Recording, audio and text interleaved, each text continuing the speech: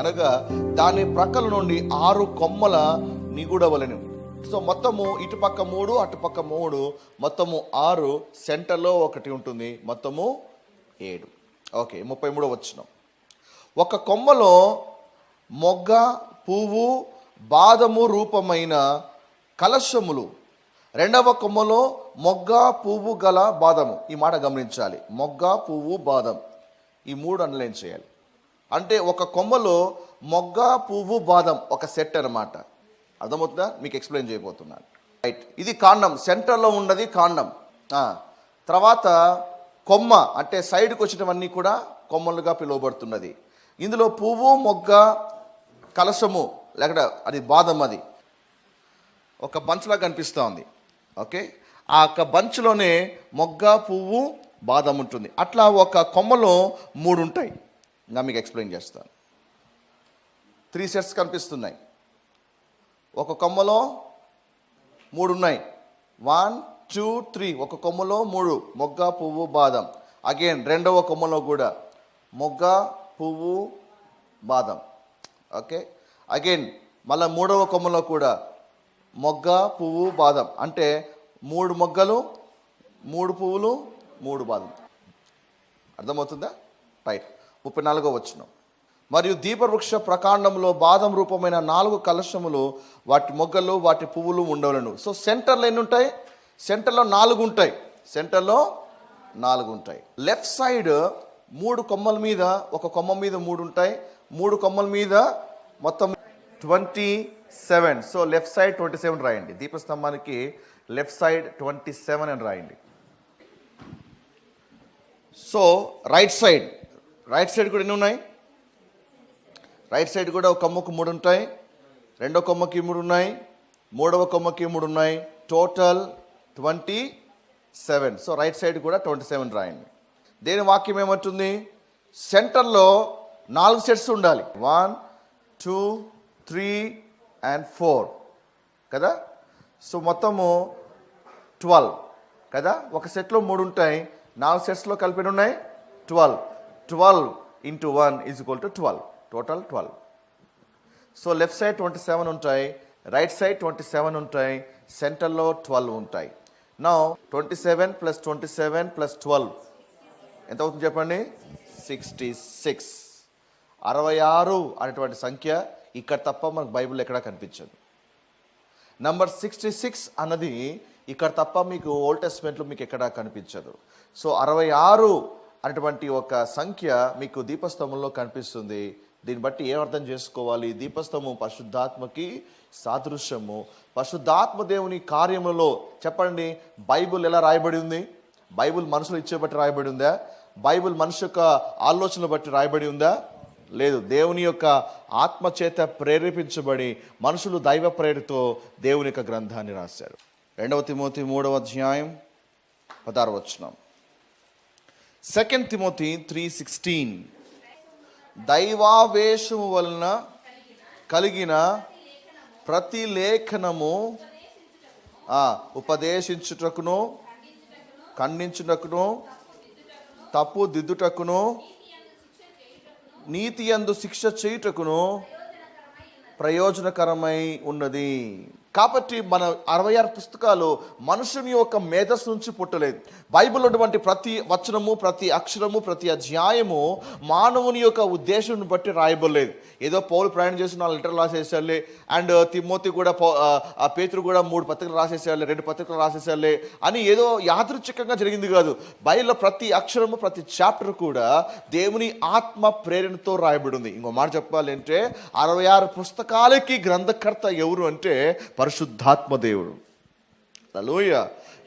ఈ యొక్క పరిశుద్ధాత్మ దేవుడు ప్రేరేపించగా వ్యక్తులు ఇక గ్రంథాన్ని రాశారు. కాబట్టి వ్యక్తులు రాసినప్పటికీ కూడా ప్రేరేపించింది ఎవరు? పరిశుద్ధాత్మ దేవుడు. సో కాబట్టి బైబిల్లో 66 పుస్తకాలని సెలెక్ట్ చేసింది ఎవరు? మనుషుడా? కాదు. It is the Holy Spirit. Amen. So left 27 ఉన్నాయి, రైట్ 27 ఉన్నాయి, centre 12. Total 66 books in the Bible. Right. Left side ఎన్ని ఉన్నాయి చెప్పండి? 27. రైట్. లెఫ్ట్ సైడ్ ఒక సెక్షన్ని, సెంటర్ ఒక సెక్షన్ని మనము కలుపుదాం. లెఫ్ట్ సైడ్ 27ని, సెంటర్లో ఉన్నటువంటి 12ని కలిపితే ఎంత అవుతుంది? 39 అనగానే మనకి పాత నిబంధనలోని పుస్తకాలు వస్తాయి. సో ఓల్డ్ టెస్ట్మెంట్లో మన ఎన్ని గ్రంథాలు ఉన్నాయి? 39. ఆదికాండం నుంచి మలాకి వరకు మొత్తం 39 గ్రంథాలు. అంటే దీపస్తంభంలోనే 66 పుస్తకాలు కనిపిస్తున్నాయి. దీపస్తంభంలోనే 2 సెక్షన్స్ కనిపిస్తున్నాయి. పాత నిబంధనలో మొత్తం 39 ఉన్నాయని. అండ్ రైట్ సైడ్ ఎన్ని ఉన్నాయి? రైట్ సైడ్ ఎన్ని ఉన్నాయి? రైట్ సైడ్ సెక్షన్లో 27 ఉన్నాయి. సో న్యూ టెస్ట్మెంట్లో ఎన్ని పుస్తకాలు ఉన్నాయి? 27. మత్తయి సువార్త నుంచి ప్రకటన గ్రంథం వరకు 27 పుస్తకాలు ఉన్నాయి. సో న్యూ టెస్ట్మెంట్లో 27 బుక్స్ ఉండాలి అని దేవుడు నిర్ణయించి ఉన్నాడు. So 66 books and Old Testament 39 and New Testament 27, total 66 books inspired by the Holy Spirit. Is it amazing కదా? దేవుడు ముందుగానే దాన్ని నిర్ణయించి ఉన్నాడు. రైట్. రెండవది, మెనోరాలో 9 వరములు మరియు 9 ఫలములు. There are 9 gifts and 9 fruits of the Holy Spirit. మీరు దీపస్తంభాన్ని మీరు బాగా గమనించినట్లయితే దీపస్తంభానికి ఇటుపక్కన 3 ఉంటాయి, అటుపక్కన 3 ఉన్నాయి కదా. సో మొత్తము సెక్షన్స్ ఎన్ని ఉన్నాయి? ఒక కొమ్మలో ఎన్ని ఉన్నాయి? 3 ఉన్నాయి కదా. సో ఒక కొమ్మలో 3 ఉన్నాయి, ఇంకో కొమ్మలో 3, ఇంకో కొమ్మలో 3, టోటల్ 9 ఉంటాయి. అర్థమైందా? టోటల్ 9. బాదము, పువ్వు, మొగ్గ ఒక సెట్. ఒక కొమ్మలో 3 సెట్స్ ఉంటాయి, రెండవ కొమ్మలో 3 సెట్స్ ఉన్నాయి, అండ్ మూడో కొమ్మలో 3 సెట్స్ ఉన్నాయి. టోటల్ 9. సో 9 ఒక పక్క ఉన్నాయి, ఆ పక్క ఎన్ని ఉన్నాయి? 9 ఉన్నాయి. సో ఇటుపక్క 9, అటుపక్క 9. So representing what? 9 and 9. పరిశుద్ధాత్మలో కూడా 9 ఉన్నాయి. అంటే 9 gifts of the Holy Spirit and 9 fruits of the Holy Spirit. So పరిశుద్ధాత్మని యొక్క వరములు మొత్తం 9 కనిపిస్తాయి. ఈ 9 వరాలు ఎక్కడ ఉన్నాయి? మనకి 1 కొరింథీ 12వ అధ్యాయము 8 నుంచి 10 వచనాలు. 1 Corinthians 12th chapter 8 to 10 లో ఈ పరిశుద్ధాత్మ దేవుని యొక్క 9 వరాలు అక్కడ ప్రస్తావించబడ్డాయి. ఏట 9 వరాలు చూద్దామా త్వరగా? ఒకని ఆత్మ మూలముగా బుద్ధివాక్యం అనలైన్ చేయండి. మొదటిది బుద్ధివాక్యము, రెండవది మరి ఒకరికి ఆత్మను అనుసరించి జ్ఞానవాక్యము అనలైన్ చేయండి. జ్ఞానవాక్యము. మరి ఒకరికి ఆ ఆత్మ వల్లనే విశ్వాసము, ద గిఫ్ట్ ఆఫ్ ఫెయిత్. మరి ఒకరికి ఆ ఒక్క ఆత్మ వలనే స్వస్థపరచువరము, ద గిఫ్ట్ ఆఫ్ హీలింగ్. మరి ఒకరికి అద్భుత కార్యములు చేయు శక్తి, గిఫ్ట్ ఆఫ్ మిరకల్స్. మరి ఒకరికి ప్రవచన వరము, ద గిఫ్ట్ ఆఫ్ ప్రాఫెసీ. మరి ఒకరికి ఆత్మల వివేచన, ద గిఫ్ట్ ఆఫ్ డిజర్న్మెంట్. ఆత్మల వివేచన. మరి ఒకరికి నానావిధ భాషలు, గిఫ్ట్ ఆఫ్ టంగ్స్. ఇది మనం ధ్యానించబోతున్నాం ముందు. దీని మీద ఎక్కువగా ఫోకస్ చేయబోతున్నాం. నానావిధమైన భాషలు. మరి ఒకరికి భాషల అర్థము చెప్పు శక్తి, the gift of interpretation of tongues. అంటే అన్య భాష ఒక వరం అయితే, అన్య భాష మాట్లాడుతుండగా అన్య భాష ఒక అర్థము చెప్పు వరం కూడా ఒకటి ఉంది. Very good. So these are the gifts of the Holy Spirit. Now 9 ఫలాలు చూద్దాం. యాక్చువల్గా 9 ఫలాలు కాదు, ఒక్క ఫలమే అందులో 9 కనిపిస్తాయి. గలతీ 5వ అధ్యాయము 22వ వచనం. అయితే ఆత్మ ఫలమేమనగా, ఫలములు కాదు, ఫలమేమనగా దేర్ ఇస్ ఓన్లీ 1 ఫ్రూట్. అర్థమైందా? ఒక్క దాంట్లోనే 9 ఉంటాయి. ఇంకొక ఎగ్జాంపుల్ చెప్పాలంటే, మీరు ఆరెంజ్ ఫ్రూట్ తీసుకోండి. ఆరెంజ్ అంతా కలిపితే ఒక ఫ్రూట్. దాన్ని ఓపెన్ చేసి దాంట్లో ఎన్ని ఉంటాయి? పనలు చాలా ఉంటాయి. ద సేమ్ వే ఫలము ఒకటే, అందులో మీకు 9 కనిపిస్తాయి. ఆత్మ ఫలమేమనగా, నంబర్ 1 ప్రేమ.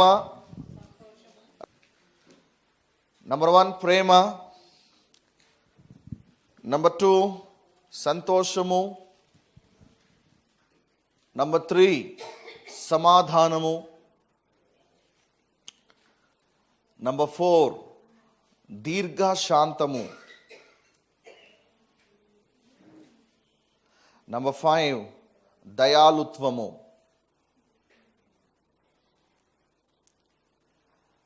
నంబర్ 6 మంచితనము. నంబర్ 7 విశ్వాసము.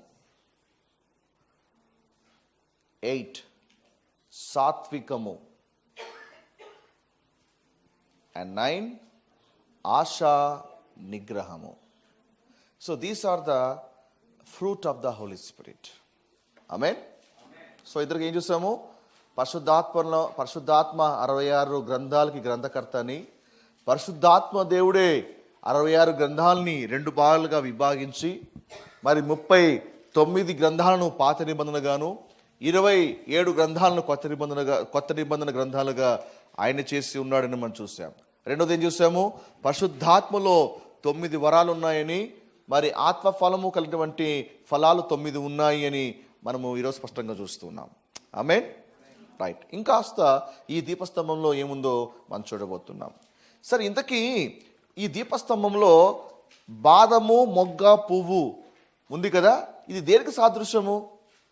దేవుడు ఒక కొమ్మలో, ఒక సెట్లో మొగ్గ, పువ్వు, బాదం ఇలాగ చెయ్యాలి అని మోషేకి ఆజ్ఞాపించాడు. ఇందుకీ బాదం ఏంటి, ఈ మొగ్గ ఏంటి, ఈ పువ్వు ఏంటి, దేవుడు ఎందుకు ఆ విధముగా చేయమన్నాడు? దాన్ని మనము ఈరోజు చూసి స్పిరిచువల్గా మనం ఏం నేర్చుకోవాలో మనం తెలుసుకుందాం. దేవుడు ఏదైనా చెప్పాడు అంటే అది అర్థం లేకుండా చెప్పాడు, దాని వెనకల ఏదో ఆత్మీయమైన అర్థం ఉంటుంది. ఆమేన్. రైట్. సో బాదము, మొగ్గ, పువ్వు దేనికి సాదృశ్యమేమంటే ఇది ఎదుగుదలను సూచిస్తుంది. Okay, it explains about the growth, the different stages of growth. So మొదట బాదముగా ఉంటుంది, అనగా it is like a seed. బాదం అనేది ఒక విత్తనం లాంటిది, ఒక సీడ్. అది కాస్త డెవలప్ అయినప్పుడు అది మొగ్గగా అది అది అది పరివర్తన చెందుతుంది. మొగ్గ కాస్త పరివర్తన చెందినప్పుడు అది పువ్వుగా మారుతుంది. అర్థమైందా? ఎదుగుదలలో 3 స్థాయిలు సూచిస్తూ ఉంది. సో ఎదుగుదలలో 3 స్థాయిలు. మొదట బాదము, ఆ తర్వాత కాస్త పువ్వుగా మొగ్గగా మారుతుంది, మొగ్గ కాస్త పువ్వుగా మారుతుంది. సో దీన్ని బట్టి ఏం నేర్చుకోవాలంటే పరిశుద్ధాత్మ దేవుడు ఒక వ్యక్తిని క్రమక్రమముగా ఎదిగింప చేయువాడు. అర్థమైందా? పరిశుద్ధాత్మ దేవుడు ఒక వ్యక్తిని క్రమక్రమంగా ఏం చేస్తాడు? ఎదిగింప చేస్తాడు. ఇంకొక చిన్న ఎగ్జాంపుల్ చెప్తాను. మీరు చైల్డ్ కన్సెప్షన్ తీసుకుందాం. చైల్డ్ కన్సెప్షన్ మొదట స్త్రీలో ఒక విత్తనము నాటబడుతుంది, అది బాదముతో పోల్చబడుతుంది. నెంబర్ 2 సెకండ్ స్టేజ్ ఏంటి?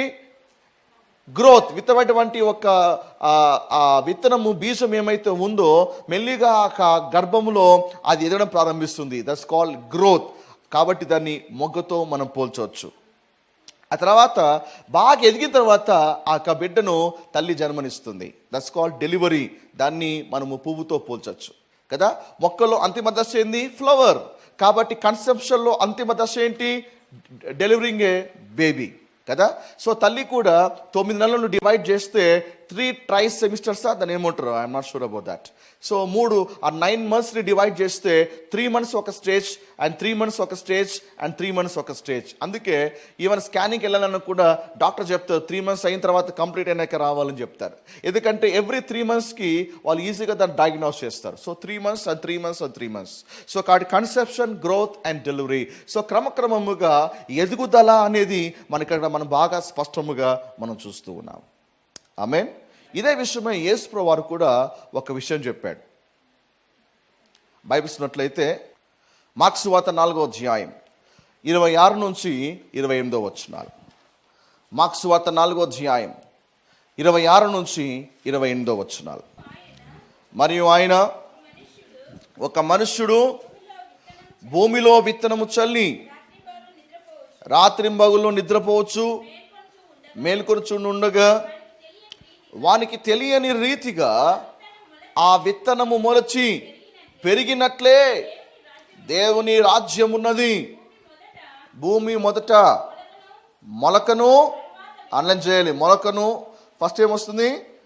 మొలకను, తర్వాత వెన్నును,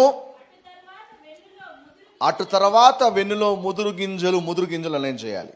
మొదట మొలక, రెండవది వెన్ను, మూడవది ముదురు గింజలు తనంతట తానే పుట్టించును. చూసారా? గ్రోత్ ఒక స్టేజెస్ చూస్తున్నారా?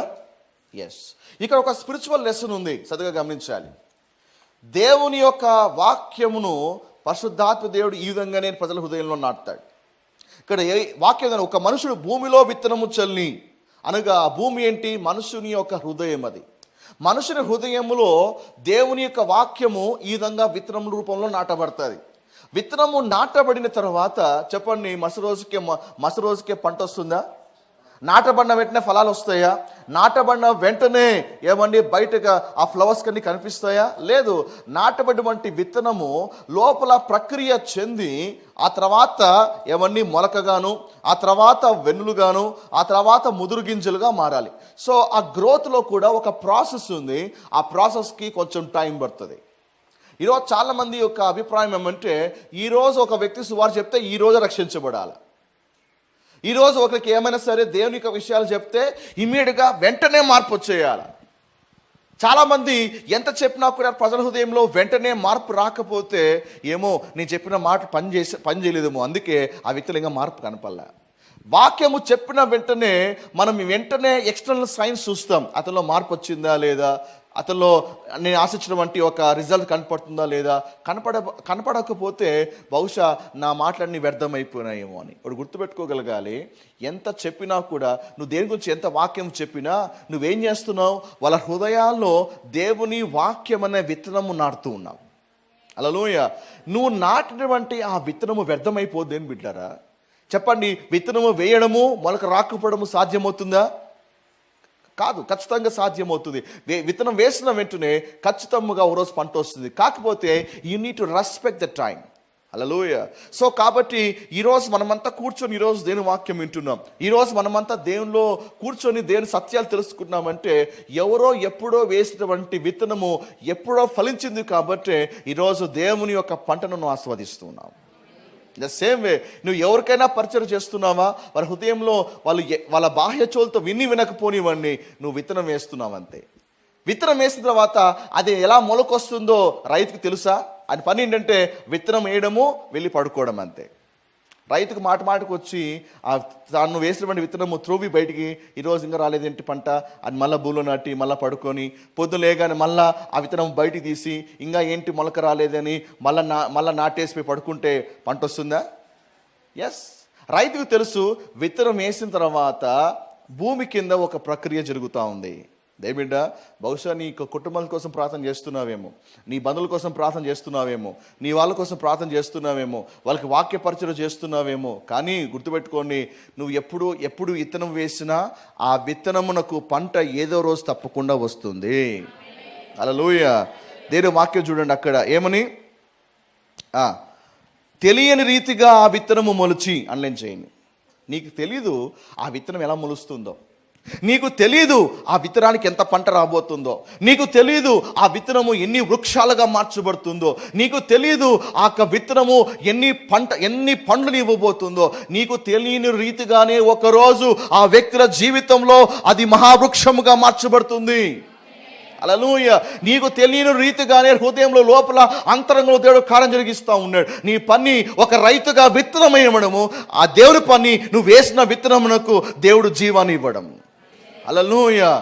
పౌలు అదేమన్నాడు కదా, నేను విత్తుతున్నాను, పౌలు నీళ్లు పోస్తున్నాడు, వృద్ధి కలుగు చేయు దేవునిలోనే అని రాస్తున్నాడు. అనగా దానికి వృద్ధి కలగజేసేది నీవు నేను కాదు, ఆ వృద్ధి కలగజేసేది దేవుడే. దేని బిడ్డారా, నీ బాధ్యతగా నువ్వు వెళ్ళి వాక్యాన్ని ప్రకటించు.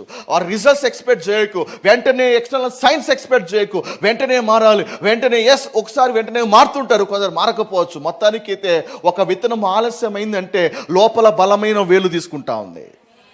హల్లెలూయా. కొత్తిమీర కట్టలు మాత్రం త్వరగా పైకి వస్తాయి. మహావృక్షాలు టైం తీసుకున్నా కూడా, దేవుడ కొన్ని ఏళ్ళు తీసుకున్నా కూడా ఒకసారి పైకి వస్తే మాత్రము ఆ ఏళ్ళు బలముగా ఉంటాయి. దేవుని విత్తనము ఎప్పుడు వేసినా కూడా వ్యర్థము కాదు. దేని బిడ్డారా, పల చెప్పండి, నీకు తెలియని రీతిగానే నువ్వు వేసిన విత్తనము ఒకరోజు మొలుస్తుంది, చెట్టు అవుతుంది, మొలకెత్తుతుంది, వెన్నులు వస్తాయి, చెట్టుగా మారుతుంది, మహామ్రాణుగా మారుతుంది, విస్తారమైన పంటనిస్తుంది, అధికమైన ఫలాలను ఇస్తుంది.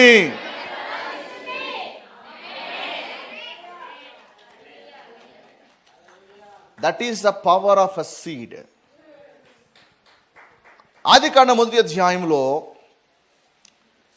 దేవుడు భూమి నిరాకరముగాను శూన్యముగాను అక్కడ మనకు కనిపిస్తుంది. అంటే అంతకుముందు ఉన్నటువంటి ఒక ప్రీ అడమిక్ రేస్ ఏమైతే ఉందో అదంతా పతనమైంది.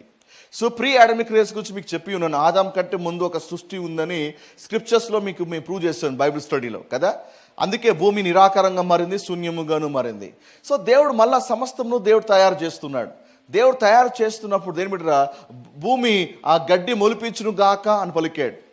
అంటే సో దేవుడు మొలిపించును గాక అని పలికినప్పుడు మళ్ళీ భూమి అంతా కూడా మళ్ళా ఒక చెట్లుని ఇచ్చింది. మళ్ళీ చెట్లు రావాలంటే విత్తనం కావాలి కదా. సో సీడ్స్ అన్నీ కూడా ఆల్రెడీగా ఉన్నాయి. ఇంకొక ఎగ్జాంపుల్ చెప్తాను. నోవా జలప్రలయం. దేవుడు నోవాతో చెప్పాడు, సమస్త జీవరాశుల్ని అనగా జంతువులు పక్షులన్నీ కూడా ఓడలోకి తీసుకెళ్ళమని చెప్పాడు. అవునా? సో ఓడలోకి వెళ్ళిన తర్వాత జలప్రలయం వచ్చి అంతా నాశనం అయిపోయింది. నాశనం అయిన తర్వాత నోవా మళ్ళీ వాళ్ళు బయటకు వచ్చారు. బయటకు వచ్చినప్పుడు చూడండి మళ్ళా చెట్లు కనిపిస్తున్నాయి. అంటే నోవా సీడ్ బ్యాగ్స్ కూడా తీసుకుపోయాడు లోపలికి? లేదే. మళ్ళీ ఎలా వచ్చిన చెట్లన్నీ కూడా జలప్రలయంతో మొత్తము నాశనం అయినప్పటికీ కూడా స్టిల్ మళ్ళా చెట్లు మొలిచాయి. కారణం ఏమంటే ఆ భూగర్భంలో సీడ్స్ అలాగే స్టోర్ చేయబడ్డాయి. రైట్ ఎన్విరాన్మెంట్ కూడా వెయిట్ చేస్తాయి. కానీ దేవుడు ఎప్పుడైతే మళ్ళీ ఆజ్ఞాపించాడో ఆ సీడ్స్ మళ్ళీ ప్రొడ్యూస్ అవుతున్నాయి.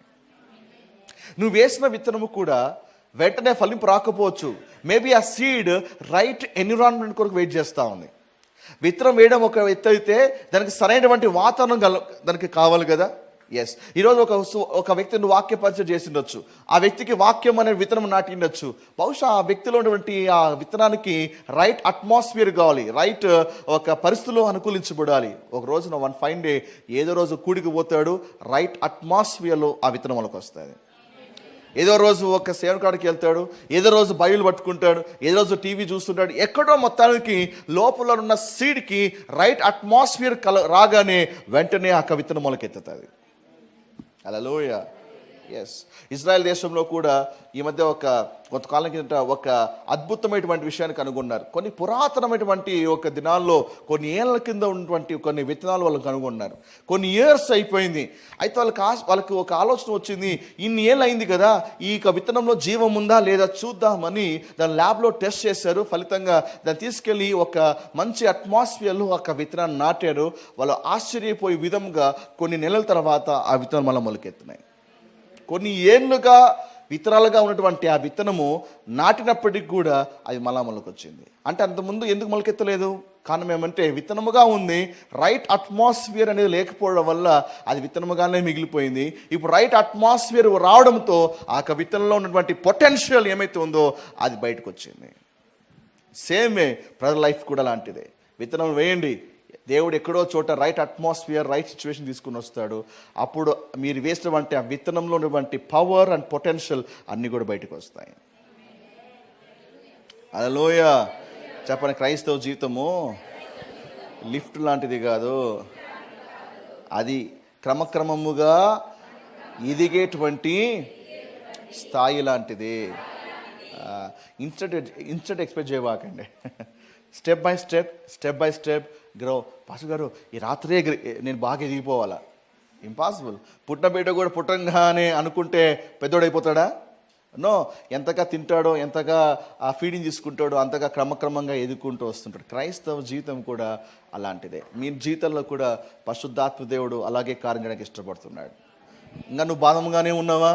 దేవుడు నిన్ను మొగ్గ దశకు తీసుకెళ్ళడానికి ఇష్టపడుతున్నాడు, స్థాయికి తీసుకెళ్ళడానికి ఇష్టపడతా ఉన్నాడు. నీలో క్రీస్తు స్వారూప్యత ఏర్పడిన రోజే నీవు ఒక పువ్వులాగా వికసించినట్లే. హల్లెలూయా. క్రీస్తు స్వారూప్యత. అందుకే పౌలు రాస్తాడు కదా, ఏమని? క్రీస్తులో మిమ్మల్ని కని ఉన్నాను, అయితే క్రీస్తు స్వారూప్యత మీలో ఏర్పడి వరకు ప్రసవేదనపడుతున్నాను. పౌలు సువార్త చెప్పి అంతతో వదిలేయలేదు. పౌలు వాక్య పరిచయం చేసి వాళ్ళ లక్ష్యాలు నడిపించి వదిలేయలేదు. రక్షించబడిన వారిలో క్రీస్తు స్వారూప్యత ఏర్పడు వరకు ప్రసవేదన పడుతున్నాను. పౌలు ఒక డిజైర్ అదే. రక్షించబట్టి సంగలు గుద్దుకోవడం కాదు, వాళ్ళలో క్రైస్ట్ ఇమేజ్ కనిపించాలి. అది ఒక పువ్వు దశ అంటే, అది ఒక బ్లాజమ్ స్టేజ్ అంటే అది. ఈరోజు నీ లైఫ్లో కూడా దేవుడు అదే కోరుతున్నాడు. రక్షించబడ్డా బయట సంఖ్యలో పెట్టుకుని చచ్చికొస్తున్నావు, అంతతో సాటిస్ఫై కావద్దు. నీలో క్రైస్ట్ లైక్ నేచర్ కనిపించాలి, క్రైస్ట్ లైక్ ఇమేజ్ కనిపించాలి, క్రైస్ట్ ఒక రిఫ్లెక్షన్ నీలో కనిపించగలగాలి. ఎవ్రీడే నీ మైండ్ రెన్యూవేషన్ అనేది జరుగుతూ ఉండాలి. ప్రతిరోజు దినదినము ఆయన స్వారూప్యతలోకి ఒక మార్పు అనేది జరగాలి. గొంగలి పురుగులా ఉన్నటువంటి నీ జీవితము సీతాకోక చిలుకల వలె రూపాంతరము చెందాలి. హల్లెలూయా. అది దేవుడు నీలో జరిగించడానికి ఇష్టపడుతున్నాడు. ఇంకా నువ్వు బాధ దశలో ఉండిపోవాకు, ఇంకా నువ్వు మొగ్గ దశలోనే ఆగిపోవాకు. నువ్వు వికసించాలి. ఒక పువ్వు వికసిస్తేనే అది దాని యొక్క పర్పస్ ఫుల్ఫిల్ అయినట్టు అనా. చెట్టు ఒక అంతిమ పని ఏంటి, దాని కర్తవ్యం ఏంటి? ఆ చెట్టు మంచి కాయలు కాయాలి, మంచి ఫలాలు కాయాలి, మంచి పువ్వులు కాయాలి, అంతేనా? చెప్పండి. ఒకవేళ ముళ్ళకంప అయితే ఏం చేస్తారు చెప్పండి? ముళ్ళకంప వల్ల కలిగే ప్రయోజనం ఏమని చెప్పండి? నరకబడి అగ్నిలో వేయడం తప్ప దేనికి తరం కాదు. ఫలింపని ప్రతి చెట్టు నరకబడి అగ్నిలోకి వేయబడుతుంది. ఎందుకు అది అగ్నిలో వేయబడింది తెలుసా? ఆ చెట్టు తను ఎందుకు అయితే నాటబడిందో ఆ పర్పస్ అనేది ఫుల్ఫిల్ చేయలేదు, ఫలింపలేదు, అందుకే అది అగ్నిలోకి వేయబడింది. క్రైస్తవ జీవితంలో నీలో దేవుడు ఒక పర్పస్ కలిగి ఉన్నాడు. ఒక చెట్టుకు ఒక పర్పస్ ఉంది, ఎనిమల్కి ఒక పర్పస్ ఉంది, ప్రతి దానికి ఒక పర్పస్ ఉంది. నీ లైఫ్లో కూడా అల్టిమేట్ పర్పస్ అండ్ గోల్ దేవుడు పెట్టాడు. ఒక డెస్టినీ దేవుడు నీ పట్ల పెట్టినాడు. నీవు ఆ వికసించే స్థాయికి నువ్వు రాగలగాలి. హల్లెలూయా. 10 years బ్యాక్ ఉన్నట్టుగా ఈరోజు ఉండొద్దండి. లాస్ట్ 2 years బ్యాక్ ఉన్నట్టుగా ఈరోజు నీ లైఫ్ స్టైల్ ఉండకూడదు. లాస్ట్ వీక్ ఉన్నట్టుగా ఈరోజు ఉండకూడదు. దినదినము నీలో యాటిట్యూడ్, నీ క్యారెక్టరు, నీ మెంటాలిటీ, నీ వే ఆఫ్ థింకింగ్ అన్నీ కూడా చేంజ్ అవుతూ గొంగరుపులు కాస్త సీతాకొక చిలుకగా మార్చబడాలి. పౌలు ఒక ఆవేదన కూడా అది, ఆ క్రీస్తు స్వారూప్యత మీలో ఏర్పడాలి. ఈరోజు చాలామంది క్రైస్తవులకు ఉన్న సమస్య ఏంటంటే, చాలామంది మనమంతా కూడా ప్రభులోకి వస్తాము కానీ పరివర్తన అనే విషయం మీద ఫోకస్ చేయట్లేదు. ఎక్కడో స్టక్ అయిపోయినాం. అదే ప్రేయర్, అదే ఒక డివోషన్, అదే మెథడ్ ఆఫ్ బైబిల్ స్టడీ, అదే భక్తి, అదే ప్రార్థన, ఎక్కడో స్టక్ అయిపోయాం. ఎక్కడో మనము ఆ దేవుడు ఉద్దేశించినటువంటి ఒక పరివర్తనలోకి, ట్రాన్స్ఫర్మేషన్లోకి రాకుండా ఎక్కడో స్టక్ అయిపోయింది అండి వీళ్ళరా. యోహాను సువార్త 15వ అధ్యాయంలో ప్రభు చెప్పాడు, తీకండి బయలు తీకండి, టైం లేదు మనకి. యోహాను సువార్త 15వ అధ్యాయంలో ప్రభు చెప్పాడు, మీరు ఫలించాలి, మీరు బహుగా ఫలించాలి. ప్రభు చెప్పాడు ఒక మాట, మీరు ఫలించుట ద్వారా మీ తండ్రి మహిమపరచబడతాడు. చెప్పండి, తండ్రికి మహిమ ఎప్పుడు వస్తుంది చెప్పండి? బాదంలో ఉన్నప్పుడు వస్తుందా? మొగ్గ దశలో ఉన్నప్పుడు వస్తుందా? తండ్రికి ఫలింపు ఎక్కడ? తండ్రికి మహిమ ఎక్కడ? మొగ్గలో కాదు, బాదంలో కాదు. మీరు ఫలించినప్పుడు తండ్రికి మహిమ వస్తుంది. నువ్వు బయలుపట్టినప్పుడు తండ్రికి మహిమ కాదు. నువ్వు చర్చకు వచ్చినప్పుడు తండ్రికి మహిమ కాదు. నువ్వు క్రైస్తవ కూడికలకి ఇలాంటి కాన్ఫరెన్స్లకు హాజరైనప్పుడు తండ్రికి మహిమ కాదు. నీలో ఎప్పుడైతే ఫలము కనిపిస్తుందో, దేవుడు దేని కొరకైతే ఇంతకాలము నీలో సేద్యము చేస్తున్నాడు, ఎంతకాలం అయితే నీకు ఎరువేస్తున్నాడో, ఎంతకాలం నుంచి అయితే ఆయన నీకు పాదులు కట్టి నీ కోసం నిరీక్షిస్తున్నాడో, నీలో ఒక పండ్ల కోసం ఆయన వేచి ఉన్నాడు. ఎప్పుడైతే తండ్రి ఆశించిన ఆ ఫలము నీలో కనిపిస్తుందో ఆ రోజున తండ్రికి మహిమ వస్తుంది. అది నీలో కనిపించాలి. దేని బిడ్డారా, దేవుడు ఆ పరిశుద్ధాత్మ దేవుడు ఆ స్థాయికి తీసుకెళ్ళడానికే పరిశుద్ధాత్మ దేవుడు నీకు అనుగ్రహించబడ్డాడు. అందుకేం చేయాలి తెలుసా? ఆ స్థాయికి నువ్వు వెళ్ళాలంటే పరిశుద్ధాత్మదేవా నీవే ఆ స్థాయిలో ఎదిగింపజేయవాడు, నీవు నాకు సహాయం చేయండి అయ్యా. బాదముగా ఉన్న నన్ను ఒక మొగ్గ దశలోకి నడిపించండి, మొగ్గ దశలో ఉన్నటువంటి నన్ను ఒక పువ్వు దశలోకి నడిపించండి అని హోలీ స్పిరిట్ని అడిగితే పరిశుద్ధాత్మ దేవుడు ఆ రీతిగా నేను నడిపించేవాడుగా ఉన్నాడు. ఈ యొక్క దీపస్తంభాన్ని మీరు బాగా గమనించినట్లయితే, ఇటుపక్క 3 కొమ్మలు, అటుపక్క 3 కొమ్మలు ఉన్నప్పటికీ కూడా మధ్యలోటువంటి కాండంకి అన్ని కూడా ముడిపడి ఉండాలి. ఈ యొక్క 7 కొమ్మలు స్క్రీన్ మీద చూసినట్లయితే 7 ఉన్నప్పటికీ కూడా దాని యొక్క మూలము ఒకటే ఉంది. ఒక కాండం నుంచే మిగతా కొమ్మలన్నీ కూడా బయటకు వచ్చాయి. సో ఒక్కొక్క కొమ్మకి ఒక్కొక్క కాండం లేదు, ఒక కాండము 7 కొమ్మలు. చెప్పండి, ఒక కాండము 7 కొమ్మలు. 7 కొమ్మలన్నీ కలిసి ఒక కాండముకే అంటు కట్టబడ్డాయి. నిర్గమకాండము 25వ అధ్యాయము 35-36 వచనాల్లో దేవుడు ఆ విధంగా సెలవిచ్చాడు. ద సేమ్ వే ఈ 7 కొమ్మలు లేక ఈ 7 కొమ్మల మీద ఉన్నటువంటి 7 దీపాలు, ఈ కొమ్మలు లేకపోతే ఈ 7 దీపాలు దేవుని యొక్క 7 ఆత్మలకు సాదృశ్యముగా ఉన్నది. బైబిల్లో దేవుని ఆత్మలు 7 ఉన్నాయి. ప్రకటన గ్రంథము 4వ అధ్యాయము 5వ వచనం, రెవల్యూషన్ 4:5. ప్రకటన గ్రంథము 4వ అధ్యాయము 5వ వచనం, ఆ సింహాసనంలో నుండి మెరుపులను, ధ్వనులు, ఉరుములను బయలుదేరుచున్నవి. మరియు ఆ సింహాసనము ఎదుట 7 దీపములు ప్రజ్వలించుచున్నవి. ఏంటి ఆ 7 దీపాలు? అవి దేవుని 7 ఆత్మలు. ఏంటి చెప్పాలి? ఏంటివి? దేవుని 7 దీపాలు, దేవుని యొక్క 7 ఆత్మలు. ఈ కొమ్మల మీద దీపాలు ఉంటాయి. దీపస్తంభం కొమ్మల మీద దీపాలు వెలిగిస్తారు. కాబట్టి 7 దీపాలు ఏంటో కాదు, దేవుని యొక్క 7 ఆత్మలు. మరి పాస్టర్ గారు, దేవుని యొక్క 7 ఆత్మలు అంటే పరిశుద్ధాత్మ కూడా 7 మంది ఉన్నారా అంటే కాదు. పరిశుద్ధాత్మ దేవుడు మరి ఒకే కాండము 7 కొమ్మలై ఉన్నట్లుగా పరిశుద్ధాత్మ దేవుడు ఒక్కడే, కానీ 7 విధమైనటువంటి అభిషేకాలు. ఆమేన్. So 1 spirit but 7 anointings. పరిశుద్ధాత్మ దేవుడు ఒక్కడే. 1 కొరింథీ 12వ అధ్యాయము 11వ వచనాన్ని గమనించాలి. 1 Corinthians 12th chapter verse 11. 11వ వచనం చదివే కంటే ముందుగా 8, 9, 10 వచనాలలో పరిశుద్ధాత్మని యొక్క 9 వరాలు ఇవ్వబడ్డాయి. ఇందాక మనం ధ్యానించాం, అవే 9 వరాలు ఇవ్వబడ్డాయి. అయితే ఆ 9 వరాలన్నీ కూడా 11వ వచనం చూడండి. 1 Corinthians 12th chapter verse 11 ఏం రాయబడిందంటే, ఆయనను వీటన్నిటినీ, అంటే ఏంటి? ఈ 9 వరములన్నిటినీ కూడా ఆ ఆత్మ ఒక్కడే, ఆ ఆత్మ ఒక్కడే తన చిత్తము చొప్పున ప్రతి వానికి ప్రత్యేకముగా పంచి ఇచ్చును. కాబట్టి ఆత్మ ఒక్కడే, పరిశుద్ధాత్మ దేవుడు ఒక్కడే, కానీ 7 విధమైనటువంటి అభిషేకాలు. అర్థమైందా? 7 ఆత్మలు అంటే 7 పరిశుద్ధాత్మలు కాదు, ఆత్మ ఒక్కడే. 7 kinds of anointing, 7 different types of anointing. పరిశుద్ధాత్మ అనుగ్రహించు 7 విధములైనటువంటి అభిషేకాలు. ఆమేన్. సో కాబట్టి ఈరోజు దేవుని యొక్క 7 ఆత్మల్ని మనం చూడబోతున్నాం. ఇంతకీ 7 ఆత్మలు ఏంటి, 7 అభిషేకాలు ఏంటి అని బాగా ఆలోచిస్తే, యెషయా 11వ అధ్యాయము 2వ వచనంలో ఈ దేవుని యొక్క 7 ఆత్మల ఒక లిస్ట్ అక్కడ ఇవ్వబడింది. Isaiah 11th chapter verse 2, the 7 spirits of the Lord. 7 ఆత్మలు, 7 అభిషేకాలు అక్కడ ప్రస్తావించబడింది.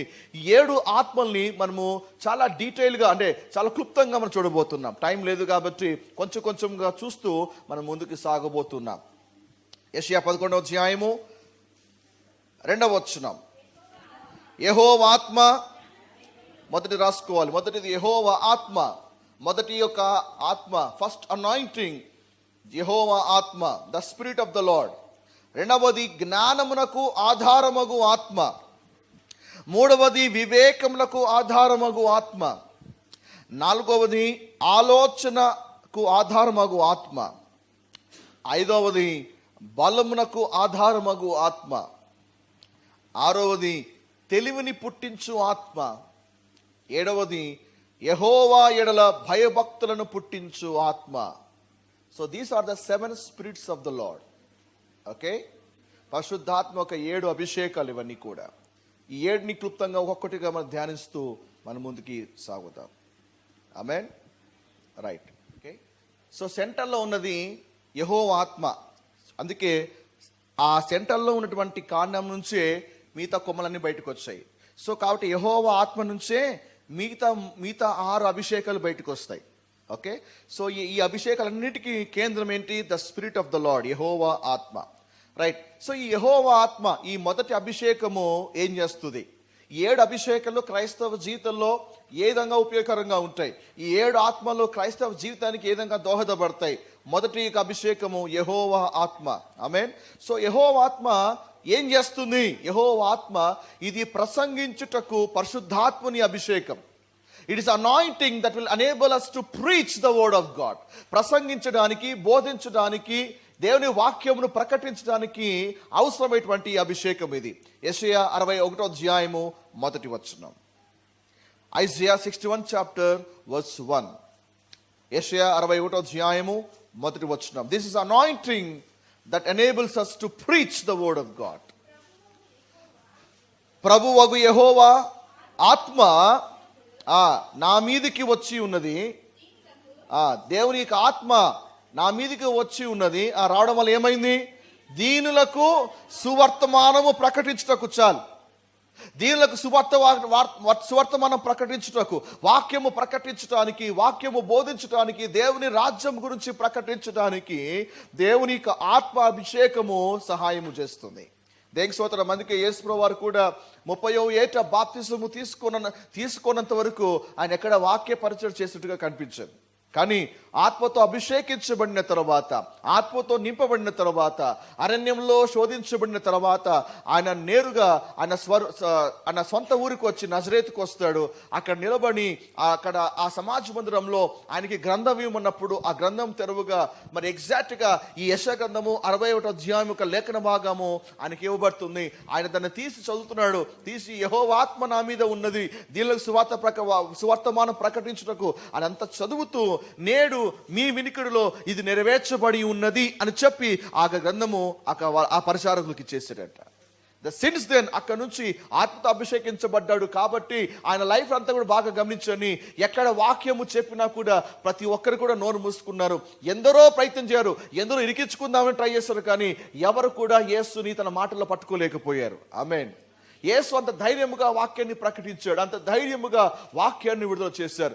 ఈవెన్ బొంకిటువంటి పేతురు కూడా యేసు ప్రభు అప్పగించబడుతున్నప్పుడు 3 సార్లు బొంకి తప్పించుకున్నాడు, పారిపోయాడు. అలాంటి పేతురు అపోస్తుల కార్యములో, పెంతెకోస్తు అనుభవములో ఆత్మతో అభిషేకించబడినప్పుడు, ఆత్మతో నింపబడినప్పుడు, ఒకప్పుడు పిరికివాడినటువంటి పేతురు నిలబడి పెంతెకోస్తు రోజున నిలబడి మరి మొదటి ప్రసంగము చేసినప్పుడు ఒకే రోజున 4,000 మంది దేవుని రాజ్యంలోకి చేర్చబడ్డారు. ఒక పిరికివాడు అభిషేకించబడినప్పుడు, దేవుని ఆత్మతో అభిషేకించబడిన ప్రసంగం చేస్తే 4,000 మంది, ఒక్క ప్రసంగానికి 4,000 మంది ఒకే రోజు దేవుని రాజ్యంలోకి చేర్చబడ్డారు.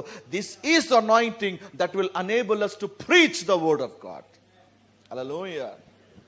కాబట్టి మనందరి లైఫ్లో కూడా ఏంటంటే మనకు పరిశుద్ధాత్ముని యొక్క ఈ అభిషేకం కావాలి. తద్వారా మనము మాట్లాడినప్పుడు మన మాటల్లో అధికారం ఉంటుంది, మన మాటల్లో శక్తి ఉంటుంది. మనవి పేలమైన మాటలుగా ఉండవు. మనం మాట్లాడినప్పుడు మన మాట్లాడినటువంటి ఆ అభిషేకము ఎటు వ్యక్తి జీవితంలో కార్యము జరిగించి వాళ్ళు ఒప్పింపజేస్తుంది. ఆమేన్. కాబట్టి మీ అందరూ కూడా ఒక రోజున వాక్యము ప్రకటించేవారుగా ఉండబోతున్నారు. ఎవరికి సాక్ష్యము చెప్పాలన్నా, ఎవరి ఎదుట నిలబడి దేవుని వాక్యము ప్రకటించాలన్నా నువ్వు అడగాలి, పరిశుద్ధాత్మ, యెహోవాత్మ నాకు ప్రసంగించు అభిషేకము నాకు కావాలి. యేసు ఏ విధంగా ప్రకటించాడు, పేతురు ఏ విధంగా ప్రకటించాడో నేను కూడా ధైర్యముతో బలముతో ఆ వాక్యము ప్రకటించాలి, నాకు ఈ అభిషేకము కావాలి అని మీరు ప్రార్థించినట్లయితే దేవుడు అదే అభిషేకం మీకు ఇవ్వబోతున్నాడు. హల్లెలూయా. కొందరికి ముందుకు వచ్చి నిలబడి సాక్ష్యం చెప్పాలంటే 2 కాళ్ళు సహవాసం చేస్తుంటాయి, గడగడ వణుకుతున్నాయి అన్నమాట. మైకు పట్టుకుంటే ఫిట్స్ వచ్చేస్తాయి. ముందుకు నిలబడాలి అంటే ఒక ప్రేతాత్మ నిలబడినట్టుగానే, లేకపోతే ఒక డెడ్ బాడీ నిలబడటానికి అన్కంఫర్టబుల్గా ఫీల్ అవుతుంటారు. వై? బికాస్ వాళ్ళు మానవ రీతిగా వాళ్ళు భయపడుతూ ఉంటారు. But you need the anointing. దేవా, నేను నిలబడి నేను వాక్యము చెప్పిన ప్రతి మాట ఒక బుల్లెట్ లాగా దూసుకుపోవాలయ్యా. ప్రతి మాట ప్రజల హృదయంలో మంట పుట్టించాలి. యేసు మాట్లాడుతున్నప్పుడు ఎంఐ మార్గంలో 2 వెళ్తున్నప్పుడు వాళ్ళ హృదయాల్లో మంట పుట్టాయి. దేవుని వాక్య ప్రచారకుడిగా, వాక్య బోధకుడిగా నువ్వు మాట్లాడుతున్నప్పుడు ప్రజల హృదయాల్లో మంట పుట్టించాలి. ఎలాగ వాళ్ళు ఎండిపోయినా, ఎలాగ వాడిపోయినా సరే నీ మాటల హృదయాల్లో మంట పుట్టించి రగిలింపజేతుగా చేయగలగాలి. పేతురు ప్రసంగం చేస్తూ ఉంటే, అపోస్తలుల కార్యం 2వ అధ్యాయంలో పేతురు నిలబడి ప్రసంగం చేస్తూ ఉంటే ఆ పేతురు మాటలు ప్రజలు వినలేక వెంటనే వాళ్ళ స్పందన తెలుసా? పేతురు, ఇప్పుడు చెప్పు, మేము ఏమి చేయాలి అని అడిగారు. అప్పుడు పేతురు చెప్పారు, మారుమనసు పొంది బాప్తిసము పొందండి, అప్పుడు మీరు పరిశుద్ధాత్మ వరము పొందుకుంటారు. ప్రజలు అంటున్నారు, మేమేమి చేయాలి? పేతురు, చెప్పు, మేమేం చేయాలి? ఎందుకంటే అంతగా పేతురు ఒక మాటలో హృదయంలో బాణంలాగా దూసుకుపోయే వాళ్ళ హృదయాలు రగిలించబడతా ఉన్నాయి. So for every minister of the word of God, దేవుని ప్రతి ఒక్క వాక్య పరిచారకుడికి ఈ అభిషేకము కావాలి. ఇంకో మాట చెప్పాలంటే, ఈ ఆత్మతో నింపబడినప్పుడే నీ మాటల్లో జీవం ఉంటుంది, నీ మాటల్లో అభిషేకం ఉంటుంది. ఈరోజు చాలా ప్రసంగాలు పొడిబారిన ప్రసంగాలు ఉండిపోతున్నాయి. డ్రై మెసేజెస్, లేకపోతే ఎప్పుడో జమానా కాలంలో ఉన్నటువంటి ప్రసంగాలు, పాతకాల ప్రసంగాలు, పొడిబారిన ప్రసంగాలతోనే ఈరోజు అనేక నింపబడుతూ ఉన్నాయి. యేసు సమాజ మందిరానికి వెళ్ళి నిలబడినప్పుడు ఆయన ఒక గ్రంథం చదివి వినిపించి, నేడు ఈ మాటలో మీ వినికిలు నెరవేర్చబడింది అన్నప్పుడు ఆ కింది వచ్చిన మీ వినికిలు చదవండి. ప్రజలందరూ కూడా ఆ మాటకు ఆశ్చర్యపోయారంట. యేసు వాక్యము విని అందరూ కూడా ఆశ్చర్యపోయారు. ఈ బోధ ఎట్టిది, ఈయన ఎవడు అని ఆశ్చర్యపోయారంట. దాని అర్థం ఏంటి అంటే, యేసయ్య బోధకు వాళ్ళ మత పెద్దల బోధకు వ్యత్యాసాన్ని ప్రజలు చూడగలిగారు. వాళ్ళు అంతకాలము ఆ సమాజంలో శాస్త్రులు వాళ్ళు బోధిస్తున్నారు, కానీ యేసయ్య ప్రసంగం చాలా వ్యత్యాసంగా కనపడింది, యేసయ్య మాటలు చాలా వ్యత్యాసంగా కనపడ్డాయి. అందుకే ఆ మాట విని వాళ్ళు ఆశ్చర్యపోయారంట. So people were able to differentiate between the dry messages and the anointed message. ఈరోజు సంఘానికి కావాల్సింది అభిషేకంతో కూడిన ప్రసంగాలు కావాలి, పొడిబారిన ప్రసంగాలు కాదు. దేని బిడ్డారా? హల్లెలూయా. 2 కొరింథీ 3:6. 2 Corinthians 3rd chapter verse 6. అక్షరము చంపును గాని ఆత్మ జీవింపజేయును. హల్లెలూయా. అక్షరము మాత్రమే ఉంటే ఆ అక్షరము ప్రజలు చంపేస్తారు. కొంతమంది ప్రసంగాలు చూడండి, స్క్రిప్ట్ ఉంటుంది కానీ స్క్రిప్ట్ వెనకాల అభిషేకం ఉండదు. It is good to prepare a notes, కానీ వాక్యం సిద్ధపడుతున్నావు కానీ దాని వెనకాల అభిషేకం లేకపోతే అవి అక్షరముగానే మిగిలిపోతే ఆ అక్షరము ప్రజలు చంపుతుంది, ప్రజలకి ఇబ్బందులు పెడుతుంది, ప్రజలకు చికాకు పుట్టిస్తుంది. ప్రజలకు కావాల్సింది కేవలం లెటర్స్ కాదు, ప్రజలకు కావాల్సింది కేవలం నోట్స్ కాదు, ఆ అక్షరం వెనుకల ఆ పదాల వెనుకల అభిషేకము కావాలి. అందుకే ప్రతి సేవకుడు ప్రతి బోధకుడు కూడా సిద్ధపాటుగలటువంటి ప్రసంగపు నోట్స్ కలిగినప్పటికీ కూడా దేవుని మీద ఆధారపడాలి. ప్రభువా, ఇది ప్రకటిస్తుండగా ఈ మాటల్లో నీ అభిషేకము కావాలి, ఈ మాటలు ప్రజల హృదయంలో పరివర్తన కార్యము జరిగించాలి అని దేవుని అభిషేకం మీద ఆధారపడగలగాలి. లేకపోతే ఎంత పెద్ద నోట్స్ ప్రిపేర్ చేసుకున్నా కూడా అది కేవలం ఇంటలెక్ట్ గాను కేవలం ఇన్ఫర్మేషన్ గాను వెళ్ళిపోతుంది. కాబట్టి వెళ్ళిపోయినప్పుడు కూడా ప్రజల హృదయంలో కార్యం జరిగించదు. దేని బిడ్డరా, సాయతాను కూడా దేవుని యొక్క వాక్యం ఆది కాండం నుంచి ప్రకటన వరకు కూడా అద్భుతంగా చెప్తాడు కదా. He knows the word of God from Genesis to Revelation నుంచి వాడికి అన్నీ బాగా తెలుసు. కానీ what is missing? The anointing is missing. ఈ రోజున నువ్వు సాక్ష్యము చెప్పాలన్నా, నిలబడి దేవుని వాక్యము చెప్పాలన్నా, ఎవరికైనా సరే నువ్వు దేవుని సువార్త ప్రకటించాలన్నా నువ్వు దేవుని అడగాలి, దేవా ఈ కొద్ది మాటలైనా వాళ్ళ హృదయంలో మంట పుట్టించాలయ్యా, ఓ 2 మాటలైనా చాలు వాళ్ళ హృదయంలో కార్యం జరిగించాలయ్యా. When you seek that anointing, ఏమండి, నీ మాటలు ఒప్పింప చేయలేనిది ఈ అభిషేకం ప్రజలను ఒప్పింపజేస్తారు. 1000 మాటలు మాట్లాడిన అభిషేకం లేకపోతే వాళ్ళు కన్విన్స్ గారు, కానీ 2 మాటలు మాట్లాడు చాలు. Anointing will convict the people. అభిషేకం వాళ్ళు ఒప్పింపజేస్తారు. ఆమేన్. యేసునామములో అభిషేకం మీ అందరికి వచ్చును గాక.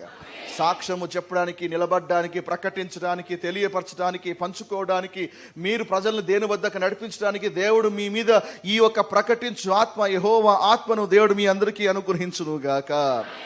హల్లెలూయా. ఇక ఎంత మాత్రం మీరు బిలీవర్స్గా ఉండిపోరు, మీరు పేతులాగా నిలబడి ప్రకటించాలి. ఇక దాకుంది చాలు, బొంకింది చాలు, సాకులు చెప్పింది చాలు. ఇక నిలబడి దేవుని వాక్యము ప్రకటించడానికి సమయం వచ్చింది. ఏం బిడ్డరా, ప్రభు మీరు నలుదిక్కులకు వెళ్ళే టైం రాబోతుంది. God is preparing you. ప్రతి ఒక్కరిని కూడా దేవుడు ప్రిపేర్ చేస్తూ ఉన్నాడు. హల్లెలూయా. ఇద్దరు నీ మాటలు పొడి బారమైన మాటలుగా ఉన్నాయేమో, కానీ ఇప్పుడు నీ మాటలు ఏం బిడ్డరా కారు నిప్పులాగా బయటికి వెళ్ళబోతున్నాయి. Every word you preach will convict the people. ఆమేన్. Praise the Lord. రెండవది, సెకండ్ అనాయింటింగ్, జ్ఞానాత్మ. రెండవది జ్ఞానాత్మ. ఈ అభిషేకం ఎందుకంటే జీవితంలో సరైన నిర్ణయాలు తీసుకోవడానికి ఉపయోగపడే అభిషేకం. Okay, so this anointing will help you to take a right decision. సరైన నిర్ణయాలు తీసుకోవడానికి ఉపయోగపడేటువంటి అభిషేకం. హల్లెలూయా. చెప్పండి, జ్ఞానాత్మ. జ్ఞానము దేవుని నుంచి వచ్చినటువంటి వరం. జ్ఞానము దేవుడు అనుగ్రహించే వరం. ఇది అందరికీ ఇవ్వబడదు. తెలుసా మీకు సంగతి? జ్ఞానాలు 2 రకాలుగా ఉన్నాయి. భూ సంబంధమైన జ్ఞానము, పైనుండి వచ్చు జ్ఞానం. చదివారా బైబిల్లో? న్యూ టెస్టమెంట్ చదివితే జ్ఞానాలు 2 రకాలుగా ఉన్నాయి. భూ సంబంధమైన జ్ఞానము, పైనుండి వచ్చు జ్ఞానము. భూ సంబంధమైన జ్ఞానం అట్ట దయ్యము వంటి జ్ఞానం అంట. అంటే అంత కూడా ఏంటిది? ఇట్స్ ఎ డెవిలిష్ విజ్డమ్ కదా. ఎర్త్లీ విజ్డమ్ అంతా కూడా డెవిలిష్ విజ్డమ్ అని వాక్యం అంటుంది. But there is a wisdom from above. పైనుండి వచ్చి జ్ఞానము అది పవిత్రమైనది, రమ్యమైనది అని వాక్యం రాయబడింది. ఈరోజు క్రైస్తవులు కావాల్సింది భూ సంబంధమైన జ్ఞానం కాదు, దేవునికి జ్ఞానం కావాలి. ఈ దేవుని యొక్క జ్ఞానము అందరికీ ఇవ్వబడదు. తెలుసా సంగతి? దేవుని జ్ఞానము అందరికీ ఇవ్వబడదు. పాస్టర్ గారు అందరికీ ఇవ్వబడదా? మన కాబట్టి ఎలా పాస్టర్ గారు? ప్రసంగి 2వ అధ్యాయం 26వ వచనం. ఈ జ్ఞానము ఎవరికి ఇవ్వబడుతుంది? To whom this wisdom is given, to whom this knowledge is given. ప్రసంగి 2వ అధ్యాయం 26వ వచనం. ప్రసంగి 2వ అధ్యాయం 26వ వచనం. ఈ అభిషేకం ఎంతమంది కావాలి? కావాలా? ఈ అభిషేకం కావాలా? అయితే ఈ వాక్యం చదవాలి. ప్రసంగి 2వ అధ్యాయం. ఏలయనగా దైవ దృష్టికి చెడ్డవాడుగా ఉండువానికి. అవునా? దైవ దృష్టికి ఎలా ఉండాలి? దైవ దృష్టికి మంచివాడుగా ఉండువానికి దేవుడు జ్ఞానమును, తెలివిని, ఆనందమును అనుగ్రహించును. ఈ అనాయింటింగ్ అనేది దేవుని దృష్టికి ఎవరైతే మంచివాడుగా ఉంటాడో అలాంటి వాళ్ళకి అభిషేకం ఇవ్వబడుతుంది. హల్లెలూయా. కాబట్టి లౌకికంగా జీవిస్తూ పలికిమాల జీవితం జీవిస్తూ ఏమన్నా లోకస్లో జీవించమని కాదు. దిస్ అనాయింటింగ్ ఎవరైతే దేవుని దృష్టిలో మరి మంచివారుగా కనపడతారో అలాంటి వాళ్ళకి జ్ఞానం ఇవ్వబడుతుంది. దాని అన్య రాజ్యాల్లో ఉన్న ఆచారాలు వేరైనా, సంప్రదాయాలు వేరైనా, పద్ధతులు వేరైనా, ప్రతికూల పరిస్థితులు ఎదురైనా, ప్రతి ఘటన ఎదురైనా దానియేలు ఏ విధంగా తను తాను పాడు చేసుకోకుండా, తన ముగ్గురు స్నేహితులు కూడా తను తాము పాడు చేసుకోకుండా రాజ భోజనము కూడా తిరస్కరిస్తే అది ప్రాణం మీదకి వస్తుందని తెలిసినప్పటికీ కూడా వాళ్ళు ఏ మాత్రం కూడా తాము అపవిత్రపరచుకోకుండా దేవుడి కోసం నిలబడ్డారు, అపవిత్రులు కాకోకుండా. అలాంటి వాళ్ళకి దేవుడు జ్ఞానం ఇచ్చాడు. దానియేలుకి జ్ఞానం రావడానికి ఏమని షడ్రాక్ మేషాక్ అబేద్నెగోలకు ఆ జ్ఞానం రావడానికి గల కారణం ఏమంటే అన్య రాజ్యాల్లో కాని రాజ్యాల్లో కూడా దేవుని కోసం నిలబడ్డారు. నేను బిడ్డారా, మనలాగా సాకులు చెప్పలే, ఏమో అండి యెరూషలేములో అయితే బాగుంటుండే, ఇది బాబిలోన్ కదా కాబట్టి కల్చర్ వేరే, మేము ఏం చేయమంటారు అని. అందరూ ముక్కుతూ ఉంటే ఈ ముగ్గురు మాత్రం సాగిలి నమస్కారం చేయట్లే, ఎవరైనా ముక్కునిగాక నేను మాత్రం ముఖము అని ముగ్గురు కూడా నిలబడ్డారు. కాబట్టి దేవుడు అద్భుతంగా వాళ్ళని కాపాడి ఉన్నాడు. ద విజ్డమ్, ఈ జ్ఞానము అభిషేకము, ఈ జ్ఞానాత్మ, ఈ అభిషేకము నువ్వు దేవుని దృష్టిలో నువ్వు మంచివాడుగా, ఆయన దృష్టిలో నువ్వు నీతిమంతుడుగా, ఆయన దృష్టిలో నువ్వు సరిగా నిలబడితే ఈ అభిషేకం నీకు ఇవ్వబడుతుంది.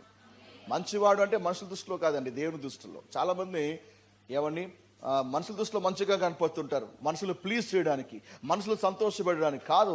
దేవుని దృష్టిలో నువ్వు మంచివాడుగా ఉంటే నీకు అనుగ్రహించబడుతుంది. ఆమేన్, హల్లెలూయా. అండ్ ఈ విజ్డము ఉచితంగా ఇవ్వబడదు, దీన్ని సంపాదించుకోవాలి. ప్రసంగి 17వ అధ్యాయం, సామెతలు 17వ అధ్యాయం 16వ వచనం. సామెతలు 17వ అధ్యాయము 16వ వచనం. Proverbs 17th chapter verse 16. ఈ విజ్డము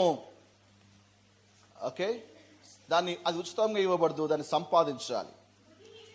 బుద్ధిహీన చేతిలో జ్ఞానము సంపాదించుటకు సొమ్ముండనేలా. ఏమండి, అది సంపాదించాలంటే డబ్బు కావాలా?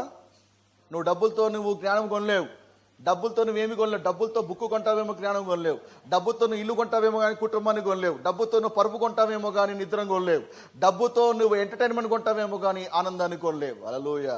డబ్బుతో నువ్వు బైబిల్ కొంటావేమో అని దానిలో జ్ఞానం కొనలేవు, డబ్బుతో సమాచారం కొంటావేమో కానీ అభిషేకం కొనలేవు. So this wisdom, this knowledge comes from the Lord. Hallelujah.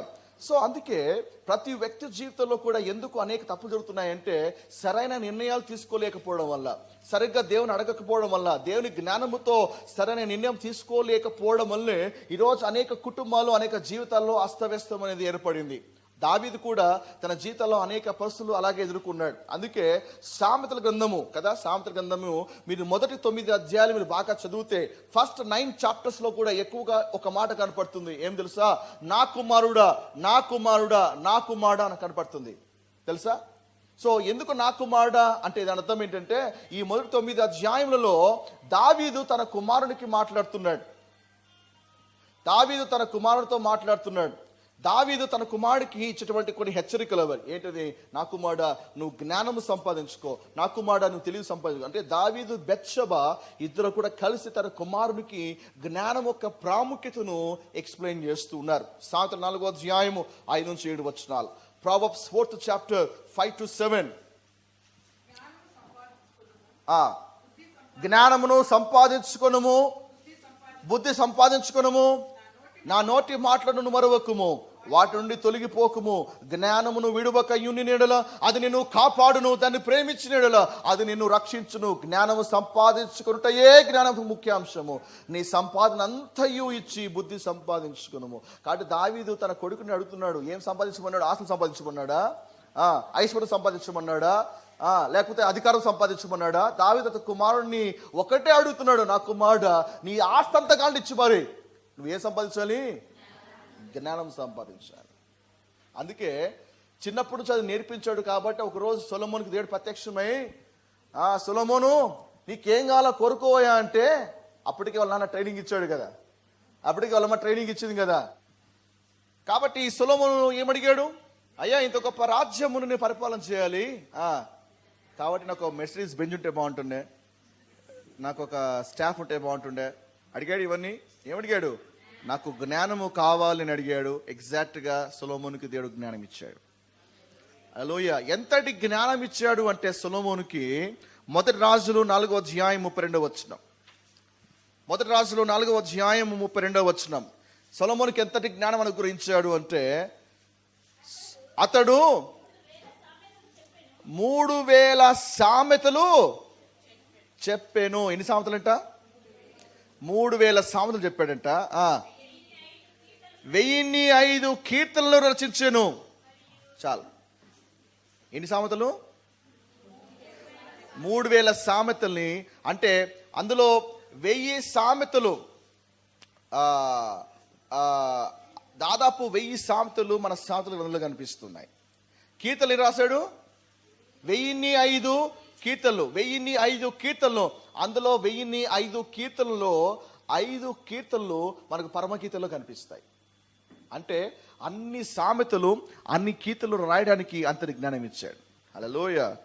And అంత మాత్రమే కాదు, మొదటి రాజు 4వ అధ్యాయం 33వ వచనంలో మీరు ఇంటికి వెళ్ళి చదివితే అక్కడ దేని వాక్యం ఏం రాయబడినట్లంటే, ఆయన జ్ఞానం గురించి వినడానికి, ఆయన జ్ఞానం ఎట్టుతో తెలుసుకోవడానికి, ఏమండి, ఆయన జ్ఞానపు మాటలు తెలుసుకొనుటకై అతని జ్ఞానం గురించి వినిన భూపతులందరిలో నుండి, జనులందరిలో నుండి మనుషులు సొలొమోను వద్దకు వచ్చురి. అంటే ప్రపంచంలో ఉన్నటువంటి అనేక మంది భూపతులందరూ కానీ, మనుషులు కానీ వెతుక్కుంటూ సొలొమోను వద్దకు వచ్చారు. ఎందుకు? సొలొమోను దగ్గర ఉన్నటువంటి ఆ జ్ఞానం ఎట్టుతో తెలుసుకోవడానికి. హల్లెలూయా. సొలొమోను ఆ విజ్డాన్ని ఎట్లా హ్యాండిల్ చేశాడంటే, ఒక ఇష్యూ వచ్చింది. ఏంటా ఇష్యూ? ఒక 2 తల్లులు వచ్చారు ఆయన వద్దకు. 2 తల్లులు వచ్చారు, ఒక బిడ్డ ఎత్తుకున్నారు. ఆ ఇద్దరు ఒక వాదన ఏంటి? అమ్మాయి, సార్ ఈయన నా కొడుకు అని ఒక తల్లి అంటే, లేదు నా కొడుకు, మరి నేను కన్ను ఉంటే ఆమె ఎత్తుకెళ్ళిపోయింది. ఎందుకంటే ఇద్దరిలో ఒక తల్లి కొడుకు చనిపోతే, ఏమంటే బహుశా తల్లి అనుకుంది కదా, మళ్ళీ కొడుకు లేకపోతే మా ఆయన బయటికి గెంటేస్తాడు కదా, కాబట్టి కొడుకుని కిడ్నాప్ చేద్దాం అనుకుంది. అందుకనే పురుట్లోనే కొడుకుని కిడ్నాప్ చేసింది. కాబట్టి ఈరోజు హాస్పిటల్లో బిడ్డలు మాయమైపోతుంటే కొత్త విషయం ఏం కాదు, ఆల్రెడీ బయలు ఉంది అది. హాస్పిటల్లో శిశువులు ఎత్తుకొని వెళ్ళిపోయాను, హాస్టల్లో బిడ్డలు ఎత్తుకుని వెళ్ళిపోయాను. కాబట్టి ఇవన్నీ చూసినప్పుడు అబ్బా ప్రపంచం ఇంత అద్మానంగా మారిపోయింది అంటుంటారు. అది కొత్త విషయం ఏం కాదు, అలాగే బయలు ఉంది ఆల్రెడీగా. కాబట్టి ఆ దినాల్లో స్త్రీకి సంతానం లేకపోతే కొట్టివేయబడుతుంది. బహుశా ఏమనుకుంది కదా, నా కొడుకు ఎలా, నా బిడ్డ చనిపోయాడు, కానీ పక్క బెడ్లో సేమ్ ఎగ్జాక్ట్గా మగబిడ్డడు పుట్టాడు కదా, కాబట్టి తీసుకెళ్ళిపోతా అనుకొని ఆ తల్లి నిద్రపోయే టైంలో అక్కడ బిడ్డను తీసుకొచ్చి ఈ బెడ్లో పెట్టుకుంది అనమాట. ఇంకా గొడవ వచ్చింది, నా కొడుకు అంటే నా కుమారుడు అని. ఇద్దరు కూడా రాజు వద్దకు వచ్చారు. ఇప్పుడు కాబట్టి ప్రాబ్లం వస్తే DNA టెస్టులు ఉన్నాయి కదా, ఏమైనా తేడాలు వస్తే DNA టెస్ట్ రిపోర్ట్లు పంపించేస్తే 2 రోజుల్లో రిపోర్ట్లు వచ్చేస్తాయి. DNAతో సహా మీ వెంట్రుక ఇచ్చినా కూడా చెప్పేస్తారు మీరు ఎవరు అని. అంత టెక్నాలజీ వచ్చేసింది ఈ దినాల్లో. ఆ దినాల్లో అవన్నీ లేవు కదా. కాబట్టి రాజు ముందర సవాల్ వచ్చింది, మరి ఇద్దరిలో మరి ఏ తల్లికి బిడ్డ నిజమైన బిడ్డ, ఇద్దరి తల్లిలో ఏ తల్లికి బిడ్డ చెందినవాడు? రాజు ఆలోచించాడు. హల్లెలూయా. కాబట్టి రాజు ఆలోచిస్తున్నప్పుడు ఒక ఆలోచన వచ్చింది. సరే ఆజ్ఞాపించాడు, ఆ బిడ్డను సగం సగం చేయండి అన్నాడు.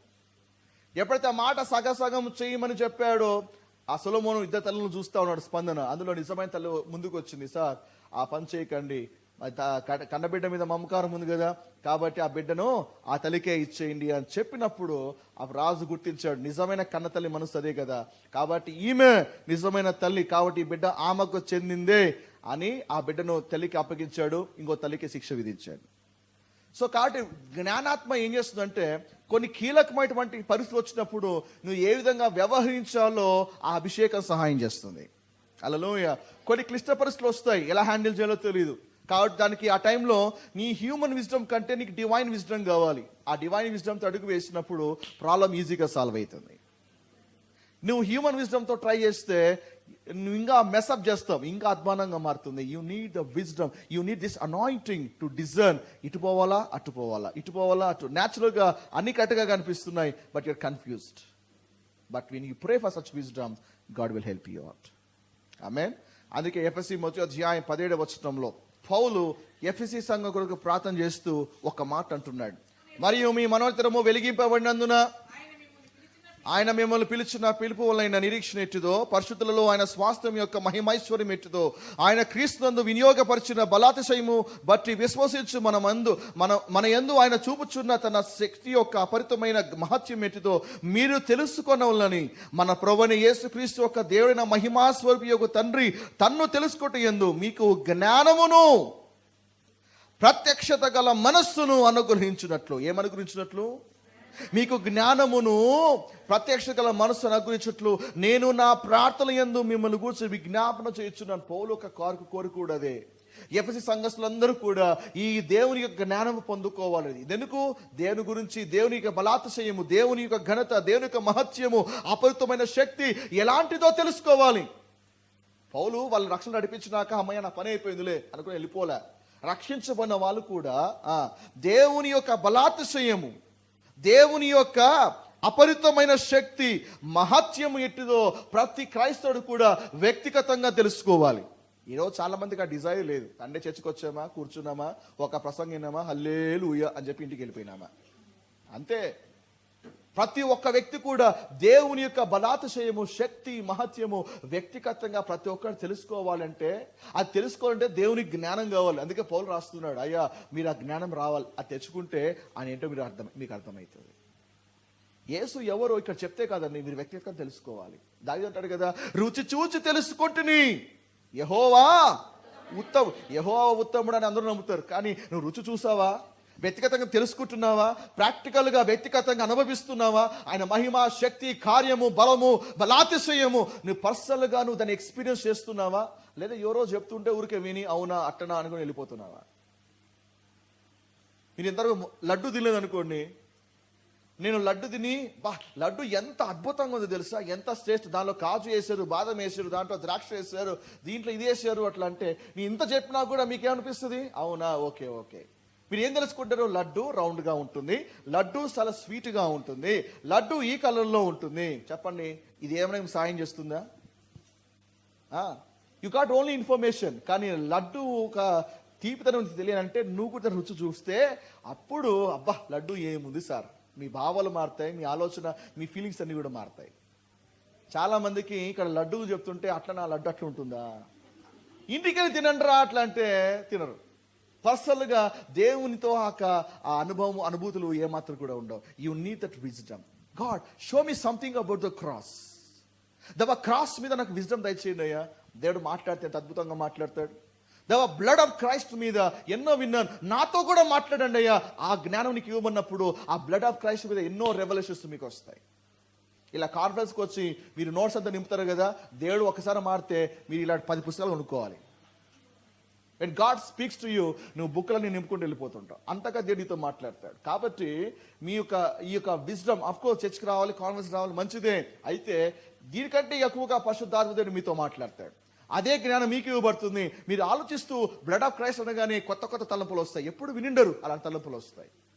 ఓకే, సాల్వేషన్ మీద, ఆయన నడిపింపు మీద, ఆయన కృప మీద, ఆయన ప్రేమ మీద మీరు అడగాలే కానీ ఎన్నో ప్రత్యక్షతలు మీ మనసులోకి వరదలాగా వచ్చి ప్రవహిస్తాయి. దెన్ నీ స్పిరిచువల్ లైఫ్ ఎంతో అద్భుతంగా ఉంటుంది. లేకపోతే నీ లైఫ్ ఎలా ఉంటుంది తెలుసా?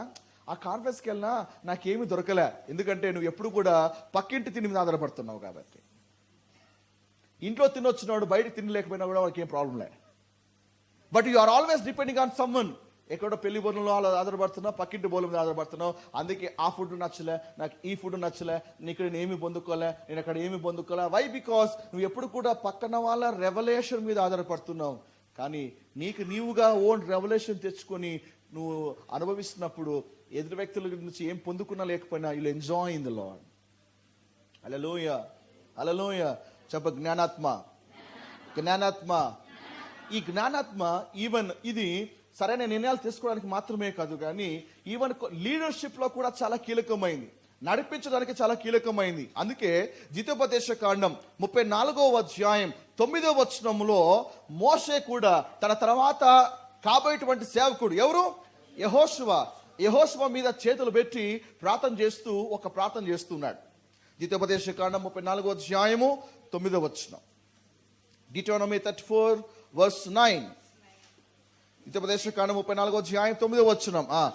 మోషే తన చేతులను నూను కుమారుడైన యెహోషువ మీద ఉంచి ఉండెను గనుక అతడు జ్ఞానాత్మపురుడు ఆయను. కాబట్టి ఇశ్రాయేలు అతని మాట విని యెహోవా మోషేకు ఆజ్ఞాపించట్లు చేసిరి. అతడు జ్ఞానాత్మపురుడే. ఎందుకంటే యెహోషువ మరి యంగ్ లీడర్. ఇప్పుడు మోషే తర్వాత నెక్స్ట్ బాధ్యత అతను చేపట్టాడు. వేల మంది ఇశ్రాయేలు ప్రజలు నడిపించాలి. అది సామాన్యమైన విషయం కాదు. అంత మందిని నడిపించాలి, అంత మందిని హ్యాండిల్ చేయాలంటే సాధారణంగా మనిషికైతే పిచ్చి పడతాయి. మన ఇంట్లో ఉన్న ఇద్దరు పిల్లల్ని మెయింటైన్ చేయడానికే పిచ్చి పడుతుంది కదా. సంఘంలో ఒక 100 మందిని మెయింటైన్ చేయడానికి పిచ్చి పడుతుంది. ఒక్కోడు ఒక రకమైన మెంటాలిటీ, ఒక్కోడు ఒక రకమైన మనస్తత్వం ఉంటుంది. కాబట్టి నాకు అనిపిస్తుంది అసలు మోషే ఎట్లా నడిపించాడు అందరినీ అని కదా. ఆయన తిట్టినప్పుడు సాగిలపడ్డాడు, ఆయన మీద గొరినప్పుడు సాగిలపడ్డాడు. ఎన్నోసార్లు దేవుడే మోషే తప్పుకోవయ్యా, ఇంకా ఇంత దీర్ఘశాంతం ఎందుకు నీకు, అడ్డం తప్పుకో, వీళ్ళందరినీ తుడిచిపెట్టి నీ నుంచే ఒక జనాంగం తీసుకొస్తారంటే అడ్డం అన్నాడు. అయ్యా ఆ పని చేయకు, ఘనమైన నీ నామం ఏం కావాలి. 40 లక్షల మంది రోజుకి కూర్చున్నాని సరిగే వాళ్ళు ఉంటారు, నిలబడినానికి సరిగే వాళ్ళు ఉంటారు, ఏమని మాట్లాడినా అనేది కామెంట్ చేసే వాళ్ళు ఉంటారు. కానీ మోసే అన్ని కూడా తట్టుకోగలిగాడు. దేనికి స్తోత్రం. మనమైతే మోసే ప్లేస్లో ఉంటే అందరినీ సిలివేసి పారేసినాం, దరిద్రం పోయి అందరు. నేను మనకంత పేషెంట్ లేదు కదా. మోషే భూమి అంతట్లో కూడా సాత్వికుడు అని రాయబడి ఉంది కదా. దేనికి స్తోత్రం. అందుకే దేవుడు మోషేని ఎన్నుకున్నాడు. బట్ ఒక లీడర్గా అందరినీ ఒక తాటిగా నడిపించడం అనేది దాదాపు అసాధ్యం. But only the anointing will help him. అభిషేకం మాత్రమే సహాయం చేస్తుంది. హల్లెలూయా. ఎస్. సో ఈవెన్ ఆ అభిషేకం నేను కూడా ప్రార్థన చేయగలుగుతాను, ప్రార్థన చేస్తుంది. God I need more of the anointing so that I can handle every kind of people. యేసు మీద అభిషేకం ఉంది, అందుకే ఆయన శిష్యుల్లో ఒకడు ఒక టైప్, ఒకడు ఒక రకం కదా.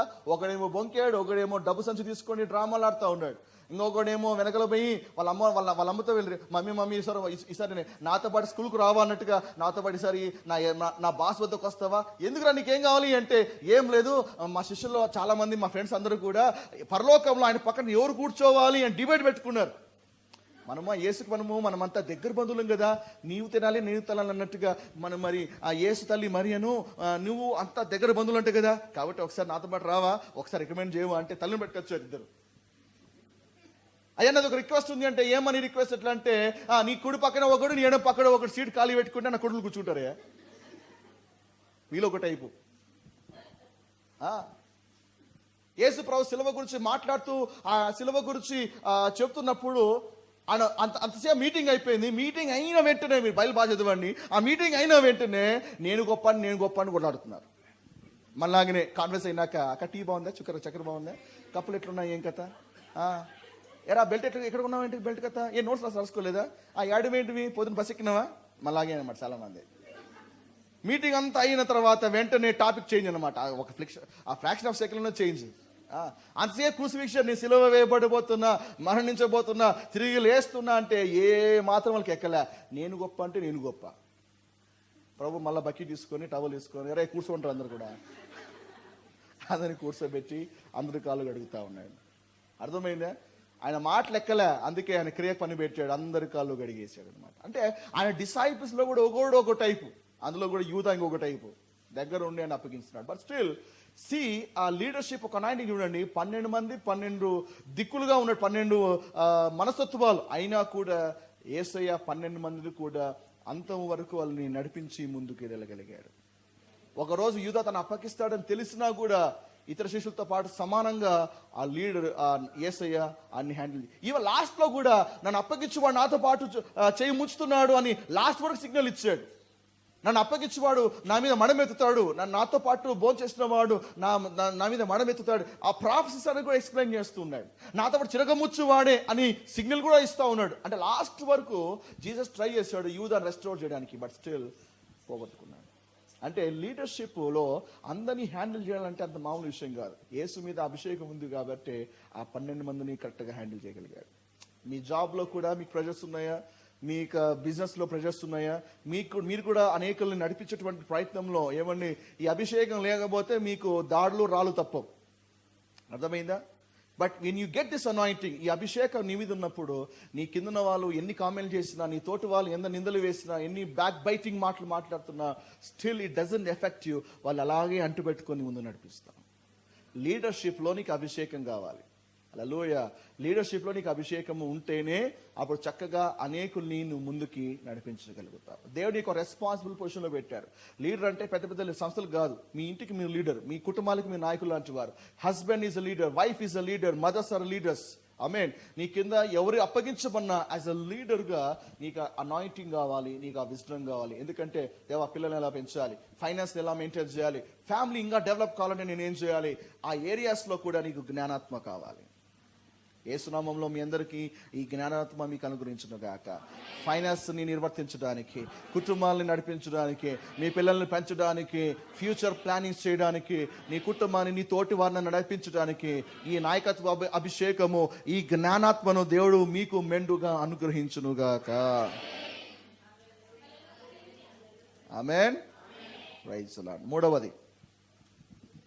మూడవ అభిషేకం ఏంటి? వివేకమునిచ్చు ఆత్మ. వివేకమునిచ్చు ఆత్మ. వివేకం అనగా ఆయా సందర్భాల్లో దేవుడు పలానా కార్యము ఎందుకు చేశాడు అని గ్రహించడం, టు డిజర్న్. అర్థమైందా? వివేకం అంటే ఆయా కార్యం, ఆయా పలానా సందర్భాల్లో దేవుడు ఎందుకు చేశాడు అని నీవు గ్రహించడం. ఇది వివేకం ఇచ్చినటువంటి అభిషేకం. ఇంకో మాట చెప్పాలంటే సర్ టైమ్స్ డ్రీమ్స్ని, విజన్స్ని ఇంటర్ప్రెట్ చేయడానికి కూడా ఉపయోగపడుతుంది. దానియేలు ఒక మంచి ఉదాహరణ. ఓ రోజు రాజుగారు కలగన్నారు. దానియేలు 2వ అధ్యాయంలో నెబుకద్నెజరు రాజు కలగన్నాడు. ఈ రాజు ఎంత గనుడో చూడండి. రాతంతా కలగని పొద్దు మర్చిపోయాడు. రాతంతా కలగన్నాడు. అద్భుతమైన కళ.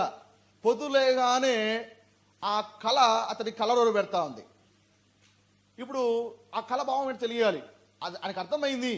ఏదో కళ వచ్చింది, ఇంతగా కలర్ పడ్డానంటే ఇదేదో చాలా ఇంపార్టెంట్ మెసేజ్ అనే విషయం అర్థం చేసుకున్నాడు.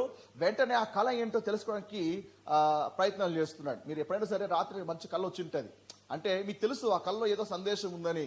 దాన్ని తెలుసుకునే ప్రయత్నం చేస్తున్నారా? కొంతమంది అయితే ఫోన్ చేస్తారు, సార్ పాస్టర్ గారు ఈ కళ దాని భావం ఏంటి. కొంతమంది ఏమన్నా కళ రానిలే, జురాసిక్ పార్క్ రాని, లేకపోతే ఇంకొక ఏదైనా మనకెందుకు లేని. కొంతమంది కళలు వచ్చి దాన్ని కొట్టేస్తుంటారు. కళల ద్వారా కూడా దేవునికి వార్నింగ్ ఇస్తుంటాడు. తెలుసా మీకు సంగతి? కళల ద్వారా కూడా జరగబోయే వాటిని ముందుగానే దేవుడు మీకు హింట్ ఇస్తుంటాడు. దేవుడు జరగబోయే వాటిని ముందుగానే వార్న్ చేస్తుంటాడు. దేవునికి ఒక గొప్పతనం అది. సో కళని లైట్ గా తీసుకోకండి. ఎవరో దేవుని చిత్తం అయితే కళ వాటి భావము ఎలా తెలుసుకోవాలి ఎవరోజు కాన్ఫరెన్స్ పెట్టుకొని చెప్తాను. Dreams are very important.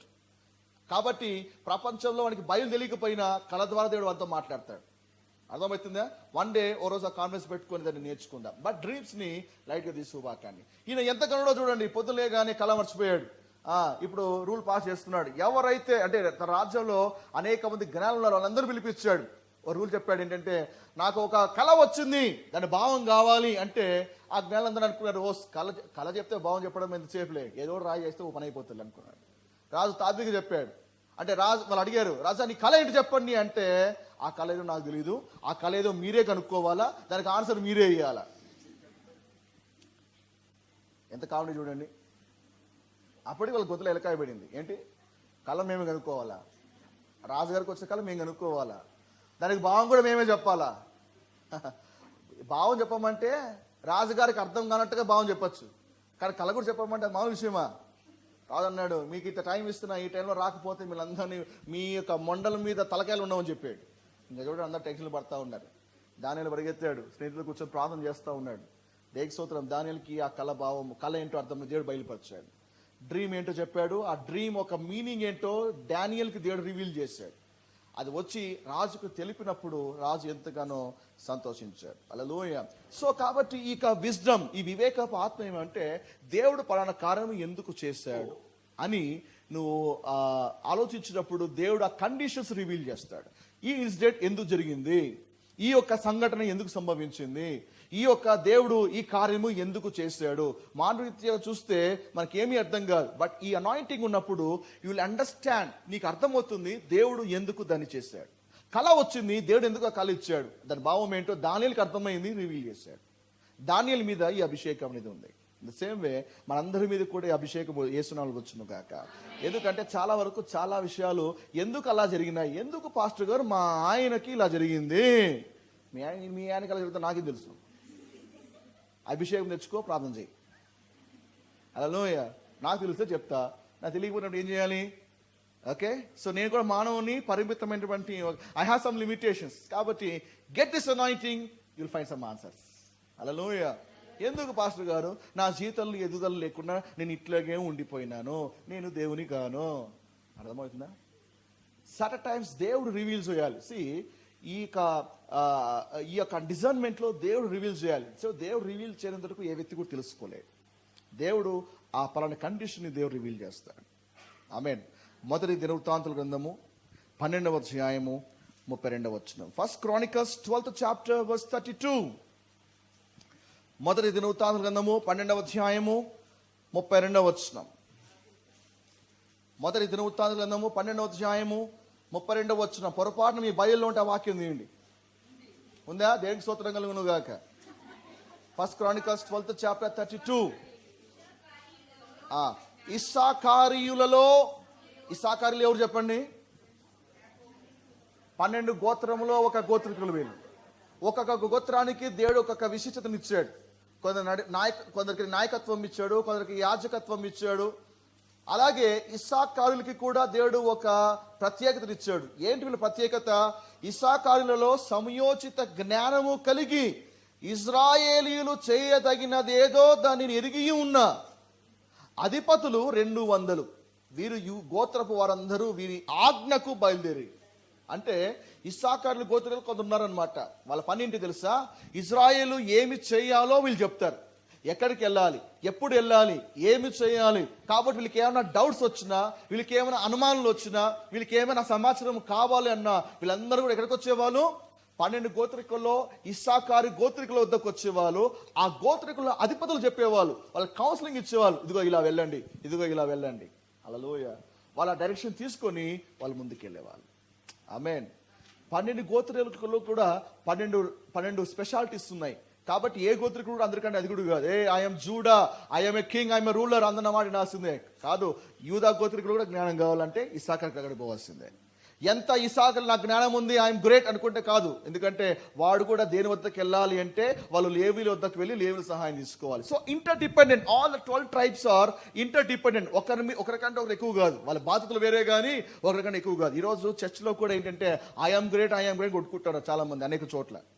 వాళ్ళకి అర్థం కాని విషయం ఏమంటే we are not independent, we are interdependent. అంటే ఒకరి మీద ఒకరు ఆధారపడాలి. ఎవరు కూడా అన్నిట్లో కూడా సంపూర్ణులు కాదు. నేను కొన్నిట్లో సంపూర్ణం, కొన్నిట్లో అసంపూర్ణం. కాబట్టి ఏం చేయాలి? I need to depend on someone else. నాకు మెడికల్ డిపార్ట్మెంట్లో హెల్ప్ కావాలి. ఏం చేయాలి? టింటిని ఫోన్ చేస్తాను, పద్మ సిస్టర్ ఏం కావాలి చెప్పండి, ఇదిగో పలానా మంది వేసుకోండి, పలానా ఇంజక్షన్ వేసుకోండి. I need some help. Amen. కొందరు హెల్ప్ కావాలి. ఏం చేయాలి? ఒకరి మీద ఒకరు ఆధారపడినప్పుడు నేను గొప్ప భావన తొలగిపోతుంది. హల్లెలూయా. ఇస్సాకారులు ఆ విధంగా జ్ఞానాన్ని 10 మందికి చెప్పేవాళ్ళు. అందరూ ఆయన వద్దకు వచ్చేవాళ్ళు. సతిగా మాట్లాడాలి. ఇలాంటి ఆత్మ మీ మీదకి వచ్చినప్పుడు మీ బంధువులు కూడా వెతుక్కుంటూ మీ కాడికి వస్తారు. They seek your counselling. వాళ్ళని ఎత్తకు వచ్చి అడుగుతారు ఏం చేస్తే మీరైతే కరెక్ట్ దారి చెప్తారండి, మీరైతే కరెక్ట్గా ఆలోచన చెప్తారు, మీరైతే కరెక్ట్గా గైడ్ చేస్తారు. You are the right person for this problem. మీరు నాకు సలహాలు ఇవ్వండి, నేను ముందుకు వెళ్తాను. వాళ్ళే వెతుక్కుంటూ వచ్చి మీ అభిప్రాయాన్ని అడుగుతారు. హల్లెలూయా. ఈ అభిషేకము మీ మీదికి వచ్చునుగాక, ఈ అభిషేకము మీ మీదికి వచ్చునుగాక. ఆమేన్. నాలుగవది ఆలోచనాత్మ. 4వ అభిషేకం ఏంటి? ఆలోచనాత్మ. చర్చిలో అనేక మందికి ఇక గిఫ్ట్ అనేది అనుగ్రహించబడి ఉంటుంది. ఆలోచనకర్త అనేది యేసు బిరుదులో ఒక బిరుదు. ఎక్కడ చెప్పండి? యెషయా 9వ అధ్యాయంలో ఉంది కదా. ఆలోచనకర్త, బలవంతుడగు తండ్రి, నీకృత్యుడగు దేవుడు, సమాధానాధిపతి అని ఆయనకి పేరు కలదు. సో యేసయ్య అనేక బిరుదులో ఒక బిరుదు ఆలోచనకర్త. హల్లెలూయా. సో ఆలోచన అంటే ఏంటంటే ఏదైనా సమస్య వచ్చినప్పుడు రైట్ ఆలోచన కలగాలి, రైట్ ఆలోచన అనేది ఇవ్వబడాలి. కాబట్టి ఇలాంటి గిఫ్ట్ ఉన్నప్పుడు ఏం చేస్తారంటే రైట్ ఆలోచన ఇస్తారు, సరైన ఆలోచన ఇస్తారు. ఈ రకంగా వెళ్ళండి అంటే ఆ రకంగా వెళ్తారు. మన వద్దకు చాలా మంది ప్రాబ్లమ్స్ వస్తారండి. ప్రాబ్లమ్స్తో వచ్చినప్పుడు వాళ్ళు మన వద్దకు వచ్చేది మన అడ్వైస్ తీసుకోవడం కోసం కాదు. ఆ విషయమై దేవుని ఆలోచన ఏమై ఉన్నదో తెలుసుకోవాలి. కాబట్టి ముఖ్యంగా కౌన్సిలింగ్ ఈజ్ ఎ గిఫ్ట్. అర్థమవుతుందా? Counselling is a gift. కొందరికి అద్భుతంగా ఉంటుంది గిఫ్ట్ అది. కానీ కౌన్సిలింగ్ టైంలో ఏంటంటే మన ఓన్ విజ్డమ్ మీద ఆధారపడకూడదు. ఆ విషయమై దేవుని ఆలోచన ఏంటి. కండిషన్ టు కండిషన్, సిచ్యువేషన్ కొంచెం మారుతుంటుంది. ఒక వ్యక్తికి ఇచ్చిన మందు ఇంకో వ్యక్తికి ఇవ్వకూడదు. అర్థమైందా? ఒక వ్యక్తికి పనిచేసిన ఫార్ములా ఇంకొక వ్యక్తికి పనిచేయదు. ప్రతి ఈచ్ అండ్ ఇండివిజువల్ కండిషన్ విషయమై మనం ఆ వ్యక్తితో మాట్లాడుతూ ఉన్నప్పటికీ లోపల దేవుని అడుగుతుండాలి, దేవా ఏ ఆన్సర్ ఇవ్వాలి, ఏ విధముగా వాళ్ళకి చెప్పాలి, ఏ విధముగా వాళ్ళకి పరిష్కారం ఇవ్వాలి. నీ యొక్క స్పిరిట్లో నువ్వు ప్రేయర్ చేస్తూ ఉంటావు. స్పిరిట్లో ప్రేయర్ చేస్తున్నప్పుడు దేవుడు ఒక ప్రాంప్టింగ్ ఇస్తుంటాడు, ఒక ఆలోచన ఇస్తాడు. ఆ ఆలోచన వాళ్ళకి ఇచ్చినప్పుడు ఆ ఆలోచన వాళ్ళు కట్టేదిగా ఉంటుంది. చాలా మంది కౌన్సిలింగ్ కానీ చాలా మంది దైవజనుల వద్దకు వెళ్తే, పరిష్కారం కోసం వెళ్తే, వారు ఇచ్చేటువంటి ఆలోచన దేవుని నుంచి కాదు కాబట్టే అనేక మంది వాళ్ళ మాట విని ఇంకా జీవితాల్ని నాశనం చేసుకుంటుంటారు. బట్ కౌన్సిలింగ్ కాడికి వచ్చినప్పుడు ఒక డాక్టర్ పొరపాటున రాంగ్ మెడిసిన్ ఇస్తే ఏమైపోతుంది? ఒక ఇంజనీర్ పొరపాటున ఒక ప్లానింగ్ లో మెజర్మెంట్స్ లో మార్పులు వస్తే బిల్డింగ్ ఏమైపోతుంది?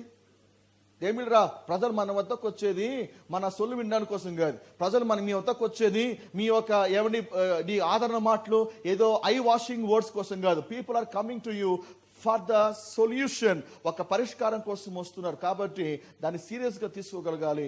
ఏమి చెప్పునా you must make sure that it is coming from the Lord. హల్లెలూయా. దేవుని నుంచి కానిది నీ నోట్లో చేది పలకకూడదు. You must hear from the Lord and you must pass it on to that person. Amen. Hallelujah. Yes. So counseling చేస్తున్నప్పుడు చాలాసార్లు సార్ ఎందుకు నా లైఫ్ ఇలా ఉంది, ఎందుకు నా లైఫ్ ఇలా ఉంది అన్నప్పుడు సచ్ టైమ్స్ ఏం జరుగుతుంది అంటే విల్ ప్రే, అదేవా ఆ డిజర్న్మెంట్ నాకు కావాలి, నీ ఆలోచన ఎందుకు ఏమై ఉంటుంది. సో వాళ్ళు మాట్లాడుతుండగా బ్యాక్గ్రౌండ్ అంటే వాళ్ళకు తెలిసి ఉండదు. ఒకసారి పరిశుద్ధాత్మ దేవుడు కొన్ని విషయాలు రివీల్ చేస్తుంటాడు. ఆ ప్రాబ్లం ఒక రూట్ ని కొన్నిసార్లు దేవుడు రివీల్ చేస్తుంటాడు. ఇదిగో ఈ రీతిగా ఈ అపవాది ఈ విధంగా పనిచేశాడు, ఈ విధంగా ఈక ద్వారమున అపవాది కార్యం చేస్తున్నాడు. సో కొన్ని కండిషన్స్ ని దేవుడు రివీల్ చేస్తుంటాడు. ఆమేన్. సో కాబట్టి ఆలోచన ఆత్మ కూడా చాలా కీలకమైంది. So you need to pray. తద్వారా నీవు కూడా ఎవరికైనా నువ్వు ఎవరికైనా కౌన్సిలింగ్ ఇస్తున్నప్పుడు ఈ గిఫ్ట్ నీకు చాలా ఉపయోగకరంగా ఉంటుంది. ఆమేన్. 5వది, బలమును ఆధారముగా ఆత్మ. మైట్, బలమునకు ఆధారముగా ఆత్మ. బలం అనగానే మనకు బైబిల్లో ఒక వ్యక్తి గుర్తు రావాలి. చెప్పండి, ఎవరు చెప్పండి? శాంసోన్. నేను అద్భుతంగా ఒక బొమ్మ కూడా చూసాం, శాంసోన్. అప్పుడు వచ్చి సంసోన్ గురించి చెప్పాలని చాలా భయంగా ఉంది. చాలా అద్భుతం. రాత్రి నా కళ్ళ కూడా వచ్చింది అన్నమాట. శాంసన్, ఓకే శాంసన్ ఇలాగుంటాడు. యాక్చువల్గా ఈ డ్రాయింగ్స్ అన్ని ఫోటో తీసి మన సేల్ పెడితే బాగుంటుంది అనిపించింది నాకు. Yes, people are very crazy. ఏమండి జనాలు పిచ్చి పిచ్చి గీతలు గీసి ఇది పెయింటింగ్ అంటే జనాలు కోట్ పెట్టుకున్నట్లే. ఆ పెయింటింగ్ అర్థం కాదు దానికంటే నా కూతురు మేలు బ్రహ్మాండం పెయింటింగ్ చేస్తుంది. ఓ రోజు గోడ మీద మా కూతురు పిచ్చి గీతలు గీసింది. సో చూసా, ఇదేదో బాగుంది అని చెప్పేసి ఫేస్బుక్ లో పెట్టా. Painting by the famous artist అని పెడితే 100 లైక్లు వచ్చినాయి. తర్వాత ఆవికి చెప్పేది నా కూతురు వేసిన పిచ్చి డ్రాయింగ్ అని. అప్పుడు అర్థమైంది, ఓహో ఏం వేసినా కూడా జనాలు నడుస్తారని. కాబట్టి నా కూతురు వేసిన పెయింటింగ్ అద్భుతంగా ఓహోని మెచ్చుకున్న వాళ్ళు ఖచ్చితంగా మీ పెయింటింగ్ ఖచ్చితంగా డబ్బులు పెట్టుకుంటారు, అందులో అనుమానమే లేదు. పెయింటింగ్ బై పికాసో అని పెట్టండి, పెయింటింగ్ బై డావిన్సీ అని పెట్టండి, పెయింటింగ్ బై సోన్సోంగ్ అని పెట్టండి, పెయింటింగ్ బై రవి వర్మ అని పెట్టండి. హల్లెలూయా. I'm just kidding. సో బలం అనగానే మనకి ఏ గుర్తొస్తాడు? శాంసన్. హల్లెలూయా. సో సంసోన్. న్యాయాధిపతి గ్రంథము 14వ అధ్యాయంలో మీరు బాగా గమనిస్తే సంసోన్ మీదకి సింహము దాడి చేస్తుంది. ఆమేన్. సింహం దాడి చేయగానే సంసోన్ ఏం చేశాడు?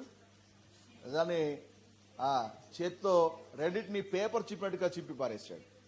అంటే ఆ అభిషేకము సంసోన్ మీద పనిచేస్తుంది. ఈరోజు కూడా అనేక సింహాలు మన మీద దాడి చేస్తున్నారు. సంసోన్ మీద ఒక సింహం దాడి చేసింది. ప్రతిరోజు మన మీద అనేక సింహాలు దాడి చేస్తూనే ఉంటాయి కదా. గర్జుసు సింహము దాడి చేస్తూనే ఉంటాడు. సింహాలను చీల్చడానికి నీకు అభిషేకం కావాలి. దేనికి స్తోత్రం. మన సింహాల నోట్లో పడము, సింహమే మన చేతిలో చీల్చబడుతుంది. అర్థమైందా? క్రైస్తవుడు దేవుని చేత అభిషేకించబడిన వాడికి ఏ సింహం ఎదురైనా కూడా ఏమండి, ఏ సింహము గర్జించినా మన లోపల కొదమ సింహం గర్జిస్తూ ఉంటది. ఏంటా సింహం అది? యూదా గోత్రపు సింహం అది. యూదా గోత్ర సింహం గర్జన ముందర ఏ సింహం గర్జన కూడా పనికిరావు. హల్లెలూయా. So the lion of Judah will roar in us. తద్వారా ఏ సింహం వచ్చినా దావీదు సంసోను భయపడలా. Because he was anointed. దేవునికి ఆత్మ అతని మీద ఉంది కాబట్టి ఆ సింహాన్ని రెండుగా చీల్చి పారేశాడు. ఆమేన్. రెండు విషయాల మీద చెప్పనివ్వండి. 2 things will happen. సింహాల విషయంలో మనకి 2 జరుగుతాయి. ఒకటి ఏంటంటే దానియేలు వలె సింహాల బోన్లో వేయబడినప్పుడు, ఏమంటే సింహాలు ఏం చేశారు చెప్పండి? అప్పటికి ఆకలి ఉన్న తిందామని చెప్పేసి నోరు తెరుద్దామని ట్రై చేస్తుంటే దేవుడు సింహం నోరుని కుట్టి పారేశాడు. సింహాలు నోరు తెరవలేకపోయినాయి. ఆ నోటికి దేవుడు ఏదో ఫెవిస్టిక్ వేసినట్టుగా మూసిన నోరు సింహము తెరవలేకపోయింది. ఆమేన్. It will happen to you. మీ లైఫ్లో కూడా ఏమైనా సింహాలు వచ్చి మీ మీద మింగుదామని నోరు తెచ్చి ట్రై చేస్తే దేవుడు ఆ సింహాల నోరు మూస్తాడు. తిడదామని వచ్చే వాళ్ళు తిట్టలేరు, విమర్శిద్దామని వచ్చిన వాళ్ళు విమర్శించలేరు. యేసుని కూడా ఎన్నో అందామని వచ్చిన వాళ్ళు లాస్ట్కి ఏం అనలేక నోరు మూసుకొని వెళ్ళిపోయారు. ఈ అనాయింటింగ్ మన లైఫ్లో పనిచేస్తున్నప్పుడు ఎవరు కూడా మీకు వ్యతిరేకంగా నోరు ఎత్తలేరు. హల్లెలూయా. అర్థమవుతుందా? No one will devour you. ఎవరు కూడా ఏ సింహం కూడా నోరు ఎత్తలేదు. ఆమేన్. Second thing will happen. ఏంటిది? దావీదు గొర్రెలు కాస్తూ ఉన్నాడు. గొర్రెలు కాస్తుంటే ఒక సింహం వచ్చి గొర్రెపిల్లని ఎత్తుకుపోయింది. దావీదు తరిమాడు. దావీదు వెళ్ళి తరిమేంత వరకు నోరు తెరిచిన సింహము నోరు మూయలేకపోయింది. అంటే ఆ సింహపు నోరు మధ్యలో గొర్రెపిల్ల క్షేమంగానే ఉంది.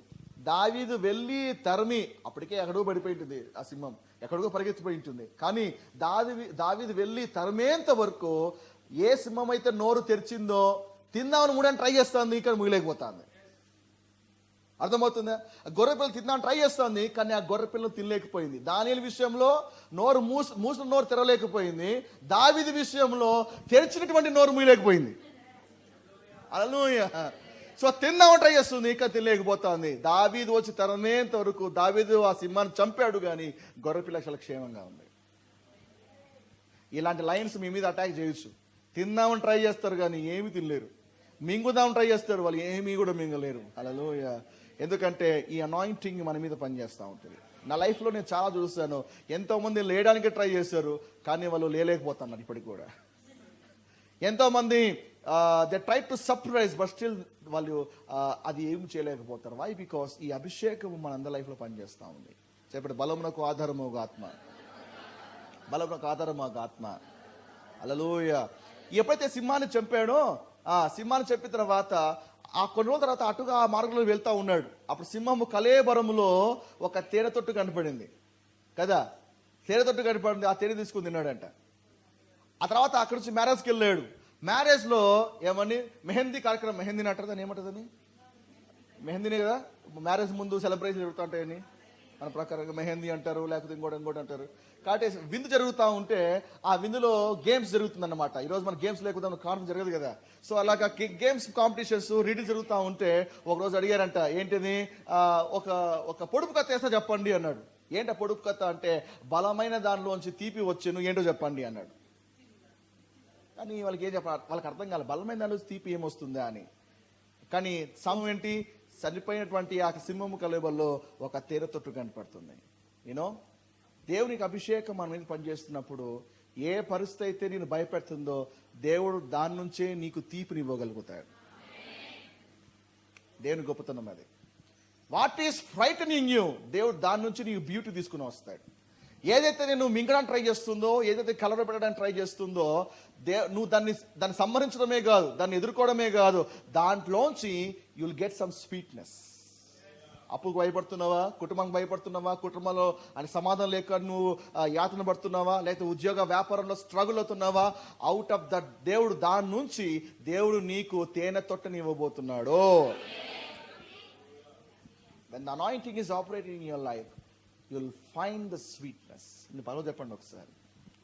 సింహం నుంచి, బలమైన దాని నుంచి దేవుడు నీకు తీపినిస్తాడు. పాప సింహం తిందాం అనుకుంది, మనోడే సింహం తింటున్నాడు. హల్లెలూయా. దేవుడు నీ లైఫ్లో ఆ స్వీట్నెస్ తీసుకురాబోతున్నాడు. హల్లెలూయా. చెప్పండి, దేవునికి బలమైన అభిషేకం కాదా? న్యాయాధిపతి గ్రంథం 15వ అధ్యాయం, ఒక అధ్యాయం తర్వాత చూస్తే 14వ అధ్యాయంలో జరిగింది. 15వ అధ్యాయంలో చూస్తే 15వ అధ్యాయం 35వ వచనంలో సంసోను రోజు ఏం బుద్ధి పుట్టిందో తెలియదు కానీ ఒక రోజున సంసోను 300 నక్కలు పట్టుకున్నాడు. మీరు ఎప్పుడైనా నక్కలు పట్టుకున్నారా? అట్లీస్ట్ ట్రై చేశారా? నక్క పెద్ద జిత్తులు మారి, అందుకే నక్క తెలివికి సాదృశ్యం. అరే నీ నక్క తెలివి నక్క చూపుతారా అంటారు. సంసోను ఎన్ని నక్కలు పట్టుకున్నాడు? 300 నక్కలు పట్టుకున్నాడు. నక్క పరిగెత్తుడికి మనం పరిగెత్తగలుగుతామా? కానీ ఆలోచించండి, సంసోను 300 నక్కలను పట్టుకోగలిగాడు అంటే చెప్పండి, మనుషరీత్యా ఇది సాధ్యమేనా? అభిషేకం లేకపోతే అట్లా పట్టుకోగలుగుతాడా? 300 నక్కలను పట్టుకున్నాడు. అంత మాత్రమే కాదు, 2 నక్కలు కలిపి తోకలు ముడేశాడు. మీరు ఎప్పుడన్నా కుక్క తోక పట్టుకున్నారా? పట్టుకుంటే ఏమైందో చెప్పండి. కుక్కని ఏం చేసినా ఏం మాడదు, కానీ దాన్ని తోక పట్టుకున్నామంటే మాత్రం కోపం వస్తుంది. మనల్ని ఎవరన్నా మాట్లాడుతున్నప్పుడు ఏమనుకుంటున్నావు అంటే ఆ ఏళ్ళు చూపిస్తే రోషం వస్తుంది. నువ్వు మామూలుగా మాట్లాడు పర్లేదు, ఇట్లా వేలు చూపించాను రోషం వస్తుంది. అలా కుక్కకు కూడా అంతే. కుక్కకి ఎక్కడ రోషం వస్తుంది తెలుసా? దాన్ని తోక పట్టుకుని రోషం వస్తుంది. కుక్కకే కాదు, ఏ జంతువుకైనా సరే తోక పట్టుకొని లాగేవా నీ పని అయిపోయింది. కానీ సంసోను కూడా 2 నక్కల తోక పట్టుకొని 2 నక్కల తోక పట్టుకొని మన కూతురికి జడేస్తూ చూసినామా అట్లా జడేస్తున్నాడు అనమాట. నీటిగా దువ్వి జడేసి 2 నీటిగా 3 తోకలు ముడేయడం ఏంటండి? దేనికి స్తోత్రం. ఒక్క నక్క కూడా సంసోను ఏం చేయలేకపోయింది. వై? దేవునికి అభిషేకం ఉంది కాబట్టే దేవుని ఆత్మకార్యం అక్కడ జరిగింది. 2 నక్కలకి తోక ముడేసి, సరే తోక అయితే ముడేసాడు బాగానే ఉంది, ఆ 2 తోకల మధ్యలో ఒక దీటిని పెట్టాడు. జంతువులకి అగ్గి అంటే భయం, ముఖ్యంగా నక్కలకి అగ్గి అంటే భయం. తోడేలకి కానీ నక్కలకి ఫైర్ అంటే భయం. రాత్రిపూట ఏమైనా దారి తప్పిపోయారు అనుకోండి, ఎవరైనా ఆ మంట వేసుకుంటే ఆ మంట దగ్గరికి ఆ నక్కలు కానీ తోడేలు కానీ రావు. సో ఈ నక్కలకి ఈ యొక్క దివిటీలు అంటే భయం. ఆ దివిటిని పెట్టేశాడు. 300 నక్కల్ని 150 జతలు చేసి దీవిటిలు పెట్టేసి వదిలిపెడితే ఆ వెళ్ళి పంటలంతా కూడా నాశనం చేసి పడేసాయంట. చెప్పండి, దేవునికి అభిషేకం కాదా? దేవునికి అభిషేకం కాదా? సో గాడ్స్ అనాయింటింగ్ ఉన్నప్పుడు దేని బిడ్డరా అసాధ్యమైన బలమైనటువంటి కార్యాలు దేవుడు నీ ద్వారా జరిగిస్తాడు. ఏది ఇంపాసిబులో అది పాసిబుల్ అవడానికి దేవుడు సహాయం చేస్తాడు. సంసోను విషయంలో జరిగినప్పుడు మనకి అసాధ్యం అనిపించింది కదా, దేవుడు సాధ్యం చేస్తాడు. నీ ఉద్యోగంలో, నీ కెరియర్లో, నీ ఫ్యామిలీలో ఏది ఇతరులకి ఇంపాసిబుల్లో అది నీకు పాసిబుల్ అవుతుంది. వాళ్ళు వచ్చి అడుగుతారు ఎలా సాధ్యమైంది అంటే మీరు చెప్తారు దేవునికి అభిషేకం వల్లే జరిగింది. అనాయింటింగ్ అంటే తెలుసా? Anointing is a super natural power of God. Anointing is a super natural, దేవుని యొక్క అతీతమైన శక్తి అది ఉంది కాబట్టి నువ్వు అది చేయగలుగుతున్నావు. ఆమేన్. 15వ అధ్యాయము 14 నుంచి 17 వచనం వరకు చదివితే అక్కడ ఇంకో ఇన్సిడెంట్ జరిగింది. సంసోను ఏం చేశాడు తెలుసా?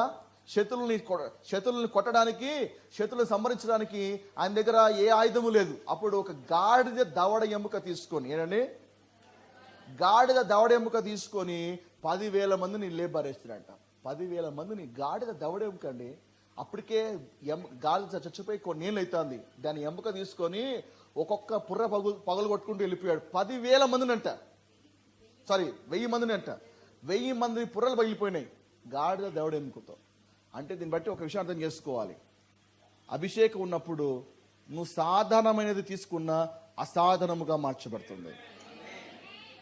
వెన్ యూర్ అనాయింటెడ్ నువ్వు సాధారణమైనది తీసుకోవచ్చు, దేవుడు దాన్ని అసాధారణంగా మారుస్తాడు. నీ కంప్యూటర్ కొంచెమే వచ్చిండొచ్చు, కానీ ఏమన్నా గేట్లో ఫస్ట్ ర్యాంక్ వచ్చిన వాడికంటే ఎక్కువగా మంచి శాలరీ, మంచి పోస్ట్ నీకు ఇవ్వగలుగుతాడు. నీకు తక్కువ పర్సెంటేజ్ వచ్చిండొచ్చు, కానీ హై స్కోర్ వచ్చిన వాళ్ళ దానికంటే ఎక్కువగా హైయెస్ట్ శాలరీగా తీసుకునే వ్యక్తిగా దీన్ని అపాయింట్ చేయవచ్చు. హల్లెలూయా. గాడ్ క్యాన్ డూ ఇట్ అండి. దేవుడు దాన్ని చేయగలుగుతాడు. నీ పక్క చెప్పండి, దేవుడు సాధారణమైన వాటి చేత అసాధారణమైన వాటిని జరిగించగలడు.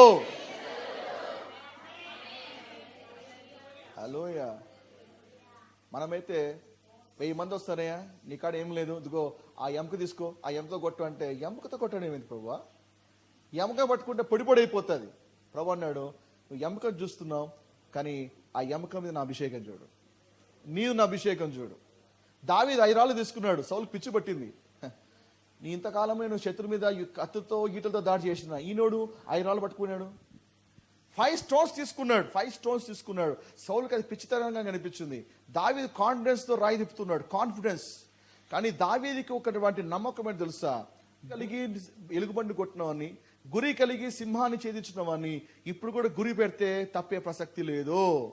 అందుకనే కాన్ఫిడెంట్గా రాయి తీసుకొని కొడితే గోలియాతు పుర్రలు దిగిపోయింది. హల్లెలూయా. సో మామూలుగా నేను ఎగ్జిబిషన్ పోతున్నప్పుడు అప్పుడప్పుడు అక్కడ స్టాల్స్ పెట్టింటారు. ఆ స్టాల్స్లో గ్లాసులు పెట్టింటారు అనమాట. వాళ్ళు బాల్స్ ఇస్తారనమాట. సార్ 20 రూపాయలకి 4 షాట్లు కొట్టండి అన్నారు. ఈ రోజు ఇప్పటికీ ఒక గ్లాస్ పడగొట్టలేకపోయాను. ట్రై చేస్తా ఉన్నా. ఎవ్రీ టైం ఎగ్జిబిషన్ పెడతారు, ఎవ్రీ టైం కొడతాను, ట్రై చేస్తుంటాను, ఏ మాత్రం తగలదు. అట్లీస్ట్ గ్లాసులు పడవు కదా, కనీసం మా పిల్లర్ కన్నా కొడతాం. పిల్లర్ కొడితే పిల్లకి కొడట్లే. ఇన్నిసార్లు అవుతుంది, ఏ ఒక్క గ్లాస్ పడగొట్టలేకపోతా ఉన్నా. దేనికి సూత్రం, నా కొడుకు 2 గ్లాసులు పడగొట్టినాడు. ఓసారి ఇట్లా కాదని చెప్పేసి ఓ రోజు మా అబ్బాయి ఆడుతా ఉన్నాడు. ఇంకా నా వల్ల కాదు, నువ్వే అన్నాడు. ఎట్టా తగులుదురా అని చెప్పేసి ఒక రాయి తీసుకొని కోడితో ఒక గ్లాస్ పడింది. అర్థమైందా? సో అప్పుడు ఏంటి అంటే, ఎంత ప్రయత్నం చేసినా గురి అనేది పడాల. దావీదు అక్కడ ఒడిసర రాయి వేసి ఇస్తున్నాము, నాకు తెలిసి అనుకుంటాను, మనోడు క్యాజువల్గా విసిరింటాడు రాయి. పరిశుద్ధాత్మ దేవుడు దాన్ని అలైన్మెంట్లో పెట్టింటాడు.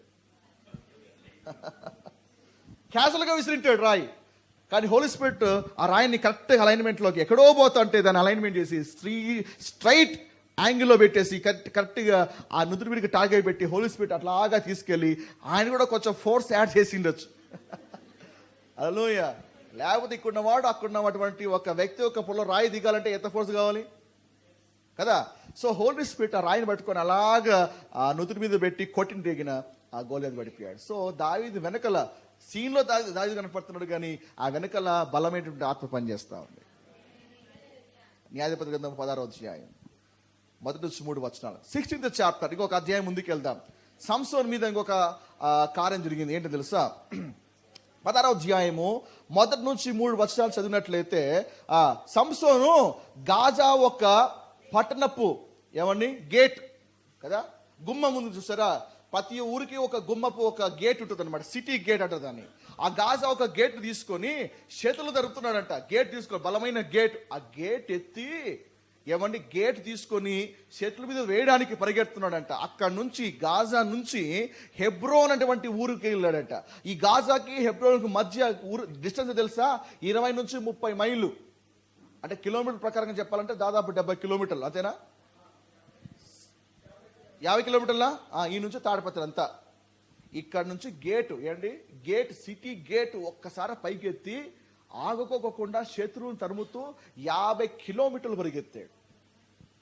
కాస్త ఆలోచించండి, ఎంత బలం ఉండాలి. మనం ఒక బిందెత్తడానికి కష్టపడుతుంటాం కదా. ఒక బియ్యం మూట ఇక్కడ నుంచి అక్కడ లాగాలంటే మనకు ఆల్మోస్ట్ క్రేన్ కూడా కావాల్సినంత పని ఏర్పడుతుంది మనకి.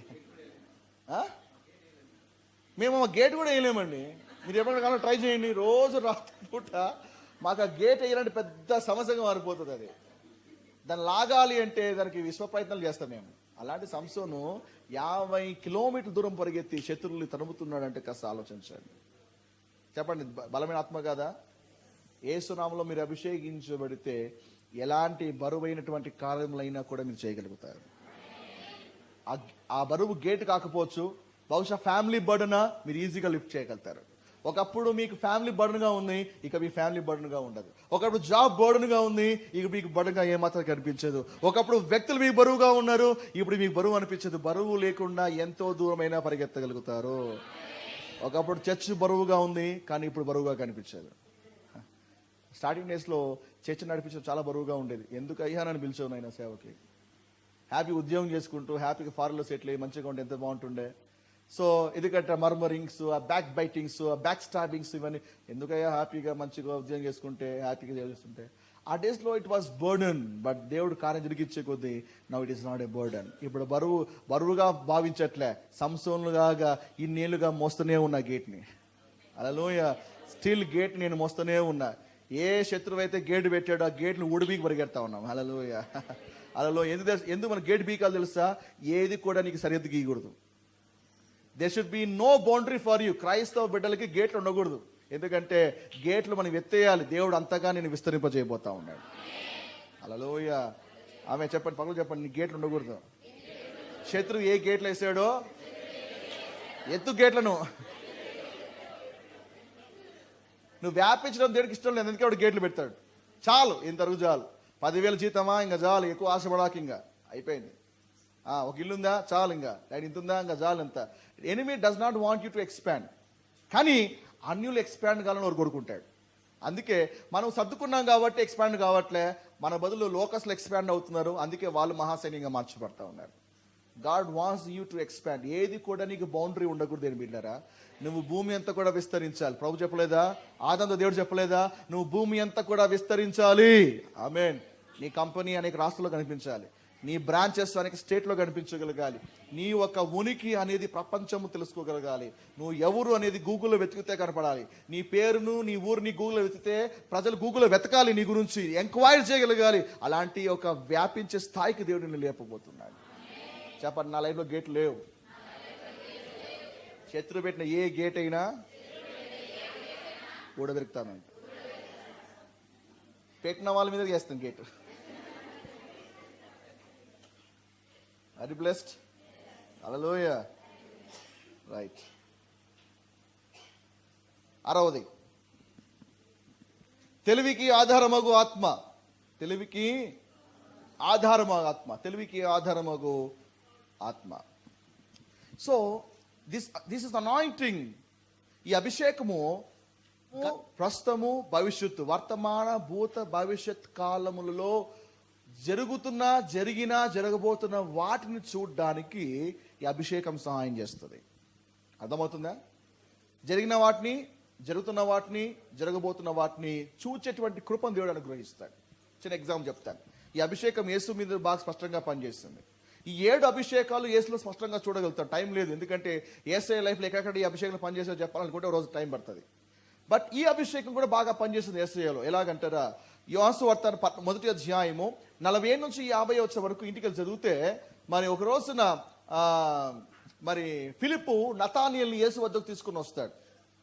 యేసు ఒక మాట అంటాడు, నతానియేలు, ఇదిగో ఇతను నిజముగా ఇశ్రాయేలీయుడు, ఇతని యందు ఏ కపటము లేదు అని చెప్తాడు యేసయ్య నతానియేలుని చూసి. నతానియేలు ఆశ్చర్యపోతాడు, ఇదేంటబ్బా, నేను ఇప్పుడు వచ్చాను ఈయన కాడికి, ఈయన నా గురించి ఇంత కండిషన్ రివీల్ చేస్తున్నాడు ఏంటి, నేను ఎవరో రివీల్ చేస్తున్నాడు ఏంటి అంటే, యేసయ్య జవాబు చెప్తున్నాడు, నతానియేలు, నువ్వు చెట్టు కింద ఉన్నప్పుడే నేను చూశాను. అంటే అప్పుడు యేసు ఎక్కడో ఉన్నాడు, నతానియేలు చెట్టు కింద నిలబడి చెట్టు కింద ప్రార్థన చేస్తూ ఉన్నాడు. యేసయ్య అది ఆత్మలో చూచాడు. అందుకన్నాడు, ఇతను నిజముగా ఇశ్రాయేలుడు, ఇతని ఏ కపటము కూడా లేదు. సో సమ్ టైమ్స్ ఏమవుతుందంటే, దేవుడు మరి ఒకసారి సిచ్యువేషన్ బట్టి, కండిషన్ బట్టి, పరిస్థితిని బట్టి ఒకసారి నేను భూతకాలంలోకి తీసుకెళ్తాడు, ఒకసారి నేను భవిష్యత్తులోకి తీసుకెళ్తాడు, ఒకసారి ప్రజెంట్ కండిషన్ రివీల్ చేస్తాడు. నువ్వు ఎక్కడో ఉండొచ్చు, but the condition will be reveal to you. అనేక మంది సేవకుల్లో కూడా ఇలాంటి గిఫ్ట్ ఆపరేట్ అవుతూ ఉంటుంది. హల్లెలూయా. యెషయా గ్రంథము 13వ అధ్యాయం ఐజయా ఎక్స్పీరియన్స్ ని మీకు చూపిస్తాను. ఐజయా ఎక్స్పీరియన్స్, యెషయా 13వ అధ్యాయం 1వ వచనం. Are you blessed? నిలిచబడుతున్నారా? యెషయా 13వ అధ్యాయం 1వ వచనం. ఐజయా ఎక్స్పీరియన్స్ ని చూద్దాం. యెషయా 13వ అధ్యాయంలో చూసినట్లయితే 1వ వచనంలో, ఆమోజు కుమారుడైన యెషయాకు బబులోను గూర్చి ప్రత్యక్షమైన దైవోక్తి. దేని గురించి? బబులోన్. అంటే యెషయా ఏం చేస్తున్నాడంటే, ప్రార్థన చేస్తున్నప్పుడు యెషయాకి ఒక దర్శనం వచ్చింది, ఒక దర్శనం చూస్తున్నాడు. ఏంటి దర్శనము? బబులోను పట్టణము, బబులోని రాజ్యము ఏ విధముగా నాశనము కాబోతా ఉంది, ఏ విధముగా పతనం అవుతుందో అదంతా కూడా చూస్తున్నాడు యెషయా ప్రవక్త. అందుకే ఆ 13వ అధ్యాయం అంతా కూడా చూడండి, యెషయా నిజంగానే ఆ నాశనములో ఉన్నట్టు, నిజంగానే ఆ పరిస్థితుల మధ్యలో ఉన్నట్టుగా యెషయా ప్రవచిస్తూ బాధతో, ఏడుపుతో, ఎవరిని ఆవేదనతో అవన్నీ కూడా ప్రవచిస్తాడు. ఆయన ప్రాఫెసీలో ఫీలింగ్స్ కనపడతాయి. Why? As he was seeing the vision, he saw himself happening in the circumstances. Amen. ఇర్మియా గ్రంథం, సేమ్ ఇర్మియా కూడా అదే ఒక గిఫ్ట్ ఇవ్వబడింది. ఇర్మియా ఎక్కడో ఉన్నాడు, కానీ ఇర్మియా కూడా ప్రవచిస్తున్నాడు. ఇర్మియా 4వ అధ్యాయం 19వ వచనం. ఇర్మియా 4వ అధ్యాయం 19 నుంచి నా కడుపు నా అంతరంగంలో నాకెంతో వేదనగా ఉన్నది, నా గుండె నరములు నా గుండె కొట్టుకొనుచున్నది, తాళలేను, తట్టుకోలేకపోతున్నా, నా ప్రాణమా బాకానాదము వినపడుచున్నది కదా, యుద్ధ ఘోషనికి వినపడుచున్నది కదా, కీడు వెంబడి కీడు వచ్చుచున్నది, దేశమంతా దోచుకొనబడుచున్నది, నా గుడారములు హఠాత్తుగాను నిమిషంలో నా డేరాతెరలు దోచుకొనబడి ఉన్నవి, నేను ఎన్నాళ్ళు ధ్వజమును చూచుండవు, నన్ను బూరధ్వని నేను ఎన్నాళ్ళు వినుచుండవు. సో ఇవంతా కూడా ఏంటి, ఇర్మియా జరగబోయే వాటిని ఇవన్నీ కూడా చూస్తున్నప్పుడు అంటాడు కదా, నేను తట్టుకోలేకపోతున్నా, నా గుండె కొట్టుకుంటా ఉంది, నా గుండె నరం తెగిపోతున్నాయి. వై? బికాస్ దేవుడు ఇర్మియాని భవిష్యత్తులోకి తీసుకెళ్ళాడు. అర్థమైందా? దేవుడు ఇర్మియాని భవిష్యత్తులో తీసుకెళ్లి వాస్తవంగా ఇర్మియా అక్కడే ఉన్నట్టుగా ఆ సీన్ అంతా కూడా ఇర్మియా చూస్తా ఉన్నాడు. అది ఈ అభిషేకం. ఇది సో ఇక గిఫ్ట్ ఆపరేట్ అయినప్పుడు ఏమవుతుందంటే, you will be able to see the past, present and even the futures. Hallelujah. యోహాను కూడా అలాంటి అనుభవం ఉంది. యోహాను కూడా పద్మాస్లో ఉన్నాడు, యోహాన్ బంధించబడి. కానీ యోహాను ఒక ఆత్మ పరవాస అయినప్పుడు పరలోకమైనటువంటి అనేక సంఘటనలు, అనేక దృశ్యాలు యోహాను చూస్తూ ఉన్నాడు. చచ్చిన వాళ్ళ వల్ల అతని పాదాల మీద పడుతున్నాయి అంటాడు, గ్రంథాలు తెరవబడ్డాయి అంటాడు, లేకపోతే బూర ఊదబడింది అని చెప్తాడు, 7 పాత్రల గురించి మాట్లాడతాడు, 7 కొమ్ముల గురించి మాట్లాడు, సింహాసనం గురించి మాట్లాడు. So he sees everything about the heaven గురించి అన్ని కూడా చూస్తూ ఉన్నాడు. కానీ ఎక్కడున్నాడు ఆ వ్యక్తి? పద్మాసులో ఉన్నాడు. బట్ ఆత్మలో జరగబోయేటువంటి వాటిని చూడగలుగుతున్నాడు. That is about this gift. ఆమేన్. అండ్ లాస్ట్ గిఫ్ట్, యెహోవా యందలి భయభక్తులు పుట్టించు ఆత్మ. The spirit of fear. యెహోవా యందలి భయభక్తుల్ని పుట్టించు ఆత్మ, ద స్పిరిట్ ఆఫ్ ఫియర్.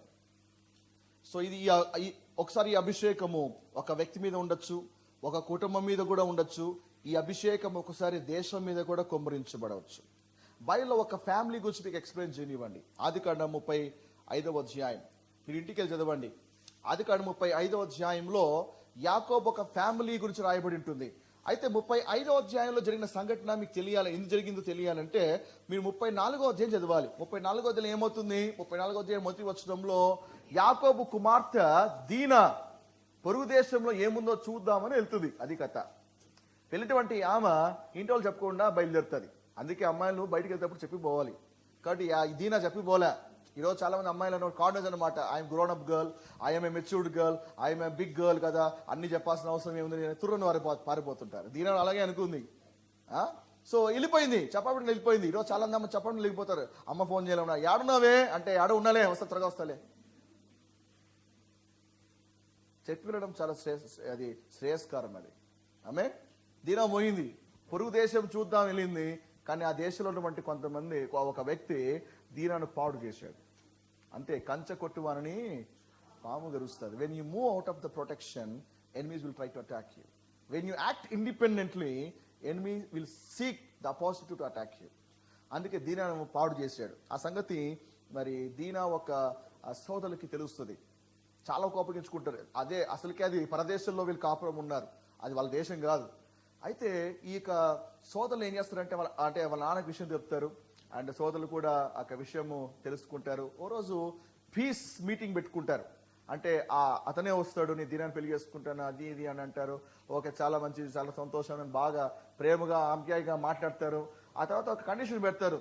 ఇప్పుడు మాలాగా మీరు మా కమిటీ కాదు కదా, మీ కమిటీ వేరు కదా, మీరు సున్నతి చేయబడకపోతే మా అమ్మాయిని మీకు ఇవ్వలేము, మీ వాళ్ళు మేము చేసుకోలేము. కాబట్టి ఈ యొక్క చిన్న అప్లికేషన్ పెట్టినప్పుడు ఇదేదా ప్రాబ్లము, రైట్, మేము కూడా మా ఊళ్ళో వాళ్ళందరి మగవాళ్ళు కూడా సున్నతి చేసుకుంటాం, దాంట్లో ఏముంది, మాకు కావాల్సింది మీతో అలైన్మెంట్ కావాలి, మీతో సంబంధం కావాలి అనుకుంటే ఆ విషయమై ఊళ్ళో వాళ్ళందరూ కూడా సున్నతి చేయబడినప్పుడు, వాళ్ళందరూ కూడా గాయంతో ఉన్నప్పుడు లోపల ఈ యొక్క దీనా ఒక బ్రదర్స్ లోపల రివెంజ్ రగిలిపోతుంటారు.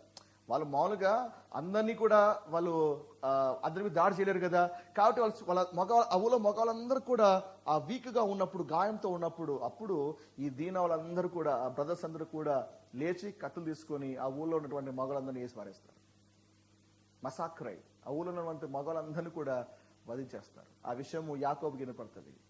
యాకోబు బాధపడతాడు, మీరు ఏం చేశారు, మీరు how can you do like this, ఇలా ఇలా ఇలా ఎలా చేయగలుగుతారు మీరు అని యాకోబు భయపడతాడు. యాకోబు ప్రార్థన చేస్తాడు, ఇక్కడ ఉంటే ఇంకా క్షేమము కాదు, ఇక్కడ ఉంటే మంచిది కాదు, కాబట్టి మన గుడాన్ని షిఫ్ట్ చేయాల్సిందే, కాబట్టి మనం అంత ప్యాకప్ చేసుకోండి అని అందరు కూడా లగేజ్ని ప్యాకప్ చేసుకొని వాళ్ళు బయలుదేరుతారు. వాళ్ళు ఉన్న ప్రదేశం నుంచి ఇంకో ప్రదేశానికి బయలుదేరాలి.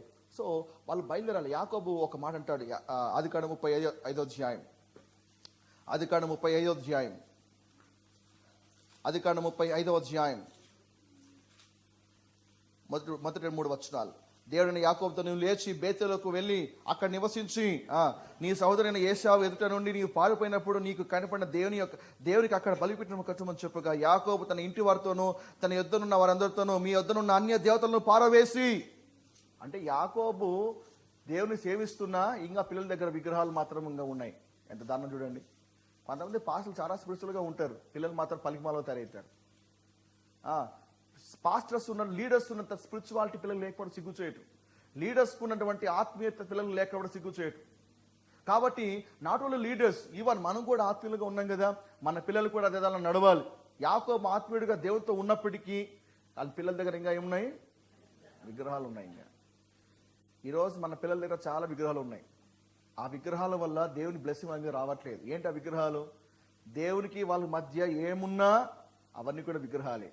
కాబట్టి ఏ విగ్రహాలు అయితే దేవుని బ్లెస్సింగ్స్ మీ పిల్లల మీద రాకుండా అడ్డుకుంటున్నాయో ఆ విగ్రహాలని లేపేయగలగాలి. అది యాకోబు రెస్పాన్సిబిలిటీ. అందుకన్నాడు కదా యాకోబు ఏమని, మీ యొద్దనున్న అన్య దేవతలన్నీ పారవేసి మిమ్మల్ని మీరు శుచిపరచుకొని మీ వస్త్రములను మార్చుకునండి, మనము లేచి బేతేలుకు వెళ్ళుదాము, నా శ్రమ దినమున నాకు ఉత్తరమిచ్చి నేను వెళ్ళిన మార్గమున నాకు తోడై ఉండిన దేవునికి బలిపీఠము అక్కడ కట్టేద్దామని చెప్పాను. వారు తమ ఎదున్న అన్ని దేవతలన్నింటినీ తమ చోలుకున్న పోగులను యాకోబుకు అప్పగింపగా, యాకోబు షెకెము దగ్గర మస్తిక వృక్షం కింద వాటిని దాచిపెట్టను. కానీ విగ్రహాలన్నీ యాకోబు ఏం చేసినాడు? విగ్రహాలన్నీ యాకోబు ఏం చేసినాడు? మనమైతే ఏం చేస్తాము? సార్ ఇది వెండి విగ్రహం కదా సార్, నేను దేవుని నిజదే నేను నమ్ముకున్నాను కదా, కాబట్టి ఈ వెండి విగ్రహము పక్కడానికి ఇచ్చేస్తాలే. చాలా మంది ఐడల్ వర్షిప్ మానేసినాక ఆ ఐడల్స్ ఏం చేస్తారు తెలుసా? వీళ్ళు పక్కనకి ఇస్తా అంటారు అనమాట. అంటే నేను పాడైపోయాను ఇంతకాలము, ఇప్పుడు నీ వద్ద నువ్వు పాడైపోని. వెండిది సార్, లేకపోతే చాలా విలువైంది సార్, అబ్బా ఈ విగ్రహంలో ఈ యొక్క స్టోన్ ఎక్కడ దొరకదండి, అంత కష్టపడి చేసి ఎంత అందంగా ఉంది తెలుసా, కాబట్టి వేరే వాళ్ళకి ఇస్తే వాళ్ళు పండుగ చేసుకుంటారులే. యాకోబు దాన్ని ఏం చేశాడు? పాతి పెట్టేశాడు. వారు ప్రయాణమైపోతున్నప్పుడు గమనించాలి, వారు ప్రయాణమైపోయినప్పుడు దేవుని భయము వారి చుట్టూనున్న పట్టణముల మీద ఉండెను గనుక వారు యాకోబు కుమారులను తరమలేదు. ఆమేన్. దేవునికి భయం ఏమొచ్చింది? యాకోబు పట్ల కుటుంబం దేవుడు కరిగించాడు కాబట్టి వీరిని ఎవరు కూడా ముట్టకున్నట్లుగా దేవుడు చుట్టుపక్కన ఉన్న వాళ్ళందరికీ దేవుడు భయాన్ని పంపించాడు. అందుకే యాకోబు వాళ్ళ ఫ్యామిలీ అన్య ప్రాంతాలను దాటుకుంటూ ఆ దేశంలో అనేక ఊళ్ళు దాటుకుంటూ వెళ్తూ ఉన్న యాకోబు వాళ్ళ పిల్లలు చేసిన అనేక మందికి తెలిసిన ఎవరు కూడా యాకోబు మీద చేయి ఎత్తడానికి సాహసించలేదు. కారణం ఏమంటే అందరి మీదకి దేవుడు భయాన్ని పంపించాడు. హల్లెలూయా. యెహోవా యందు భయభక్తులు పుట్టించే ఆత్మ ఏం చేస్తుంది తెలుసా? ఎవడు కూడా మీ మీద ఎవరైనా సరే కర్ర లేపడానికైనా నాలుగు ఎత్తడానికైనా వాడు భయపడాల్సిందే. అమ్మో వాళ్ళ జోలికి వెళ్తే వద్దులేవా బాబు, దేవుని యొక్క భయంను బట్టి వాళ్ళు మీ యొద్దకు రారు. మీకు తలపెట్టాల్సిన కీడు తలపెట్టలేరు, మోసం చేయాలనుకున్న వాళ్ళు మోసం చేయలేరు. ఎందుకంటే ఒక భయం వాళ్ళు వెంటాడుతూ ఉంటుంది. ఆ అభిషేకము మిమ్మల్ని భద్రపరుస్తుంది. యేసు నామములో ఏ శత్రువు మిమ్మల్ని తరమలేరు, ఏ ఒక్క వ్యక్తి మిమ్మల్ని మీకు కీడు తలపెట్టలేరు. వాళ్ళ చుట్టూ వాళ్ళందరి మీద కూడా దేవుడు తన భయాన్ని పంపిస్తాడు. ఆమేన్. You are so secure. మీరు ఎక్కడికన్నా ప్రయాణం చేయండి, ఎక్కడికన్నా వెళ్ళండి, దేవుని సన్నిధి మీతోనే ఉంటుంది. దేని బిడ్డారా, హల్లెలూయా. ఎవరు కూడా రాజులైనా రాజ్యమైనా ఊళ్ళో వాళ్ళైనా సరే చెప్పండి, యాకోబు ఫ్యామిలీ మీద ఊళ్ళు కలిసి ఏమైనా చేసిండొచ్చు, కానీ ఏ ఊర్లైనా సరే ఏ రాజులైనా సరే యాకోబుని ఏమి చేయలేకపోయారు. మనకు భద్రత పొలిటికల్ లీడర్స్ కాదు, మన సెక్యూరిటీ గవర్నమెంట్స్ కాదు, మన సెక్యూరిటీ ఈజ్ గాడ్. నీవు ఎక్కడ ఉన్నా ఆయన క్షేమము భద్రత ఎప్పుడు నీ మీద ఉంటుంది. అని బిడ్డారా, ఎవరు కూడా నీ మీద చెయ్యి వేయలేరు. హల్లెలూయా. ఇవన్నీ దేవుని యొక్క 7 అభిషేకాలు. వస్తే త్వరగా చూద్దామా. యెహోవా ఆత్మ ఏంటిది? ప్రసంగించుటకు పరిశుద్ధాత్ముని అభిషేకం. మీ బుక్లెట్ తీయాలి. బుక్లెట్ తీసి 10వ క్వశ్చన్, దేవుని 7 ఆత్మలు ఏ దుమ్ముగా పని చేయును? మొదటి ఆత్మ ఏంటిది? యెహోవా ఆత్మ, రాయండి, యెహోవా ఆత్మ, the spirit of the lord. కార్యం ఏంటి? ప్రసంగించుటకు పరిశుద్ధాత్మ అభిషేకం. ప్రసంగించుటకు పరిశుద్ధాత్మ అభిషేకం. రెండవది జ్ఞానాత్మ. కార్యం ఏంటి? జీవితంలో సరైన నిర్ణయాలు తీసుకున్నటకు సహాయపడే అభిషేకం. జీవితంలో సరైన నిర్ణయాలు తీసుకున్నటకు సహాయపడే అభిషేకం. మూడవది వివేకమిచ్చు ఆత్మ. కార్యం ఏంటి?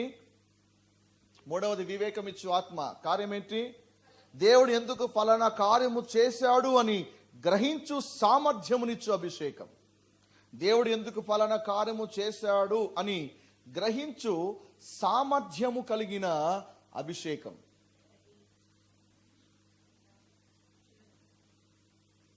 ఓకే,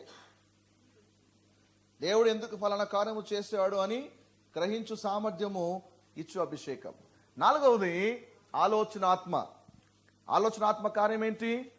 క్లిష్ట స్థితిలో మనకు దారి చూపించి నడిపించేటువంటి అభిషేకం. క్లిష్ట స్థితిలో మనకు దారి చూపించి నడిపించేటువంటి అభిషేకం. బలమునకు ఆధారముగు ఆత్మ. ఈ అభిషేకపు కార్యం ఏంటి? అద్భుతాలు జరిగించే అభిషేకం. వండర్స్, సంసోను వలె అద్భుతాలు జరిగించే అభిషేకం. ఆరవది తెలివికి ఆధారముగు ఆత్మ. కార్యం ఏంటి? వర్తమాన భూత భవిష్యత్ కాలములలోని వాటిని బయలుపరచు అభిషేకం. వర్తమాన భూత భవిష్యత్ కాలములలోని వాటిని బయలుపరచు అభిషేకం.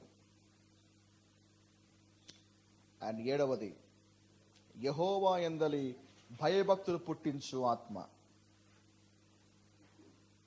పాపము గురించి ఒప్పింపచేయ అభిషేకము, మనల్ని సంరక్షించు అభిషేకం. ఇంకా 2 పాయింట్స్ అండి. ప్రత్యక్ష గుడారంలోని అనేక ఉపకరణాలకి కొలతలు ఇవ్వబడ్డాయి. పెద్దగా ఇవ్వబడినాలి. గంగాలకి కొలత ఇవ్వబడింది, బలిపీఠానికి కొలత ఇవ్వబడింది, ఓకే, సన్నిధి రొట్టెల బలకి కొలత ఇవ్వబడింది, కరుణాపీఠానికి, ఏమండి, నిబంధన మందసానికి, తెరలకి, కాంపౌండ్ వాళ్ళకి, అన్నిటికీ కొలతలు ఇవ్వబడ్డాయి. కానీ మెనోరా, ఈ దీపస్తంభానికి బైబిల్లో కొలతలు ఇవ్వబడలేదు. కారణం ఏంటి తెలుసా?